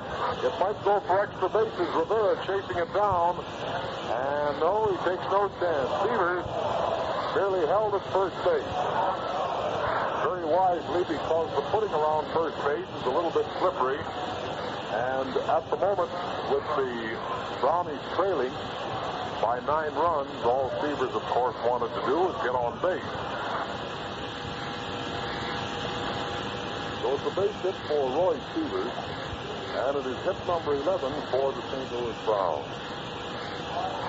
And here is Don Lenhart, 2 for 4. Big, tall, slender right-handed batter swings and pops it up in the air down the first baseline. Moving over, getting under it is Lawler, and makes the catch. Sherm Lawler caught that ball running at full speed towards the Brownie dugout along the first baseline. And it retires the side, and the ball game is over. For St. Louis here in the top of the 9th inning, there were no runs, 1 hit, there were no errors, and there was 1 man left on base. So the Chicago White Sox, after losing the opening game to the St. Louis Browns last night. Bounce back here this afternoon and hang up a 13-4 victory. So the St. Louis Browns, after stopping the White Sox with a 6-game winning streak, their pitching fell apart this afternoon here at Comiskey Park, and the Brownies walked off with a 13-4 victory. So right now, the ball game's over. Al Helmer's on a hurry to catch a plane back to New York. So we're going to bring Al in with the final total. All right. I don't think I can catch that plane in New York, so I'm afraid it's going to be a little bit too late. Well, let's see. The final totals are for Chicago: 13 runs, 13 hits, no errors, 5 men left on. Those have been the winning pitchers. Record is 5-9. For the St. Louis Browns, 4 runs, 11 hits, no errors, 9 men left on. The losing pitcher's Littlefield. His record is now 3-7. Kokis, his 4th home run of the year in the first inning for the Browns with a base hit. Well, that's about all from Comiskey Park as far as the play-by-play is concerned this afternoon. Our thanks to Mel Bristler, our engineer from WGN, who has ridden through rainsfall and all with us here this afternoon. Of course, it was very good to be back with my old buddy Art Gleason during another ball game together after a layoff of a couple of years, and we hope we'll see Art around the circuit a lot more.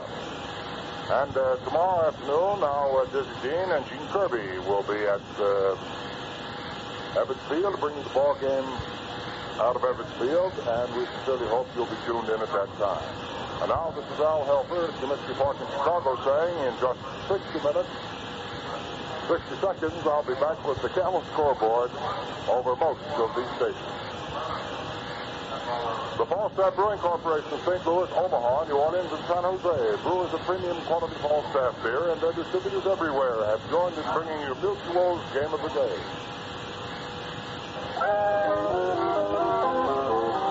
Well, that's the story, and we're glad you came. Hope that you've enjoyed every inning. Let's get together for tomorrow's game. It's always fun no matter who is winning. Don't forget refreshments, here's the reason why. It makes the pleasure double when you've got a good supply of Falstaff beer. The right beer, yes, sirree. Falstaff beer is premium quality. Smooth and golden and mellow, foliate softly with them. Take this once and 1, 2, 2. You'll sing out for Falstaff, sing out for Falstaff, sing out for Falstaff.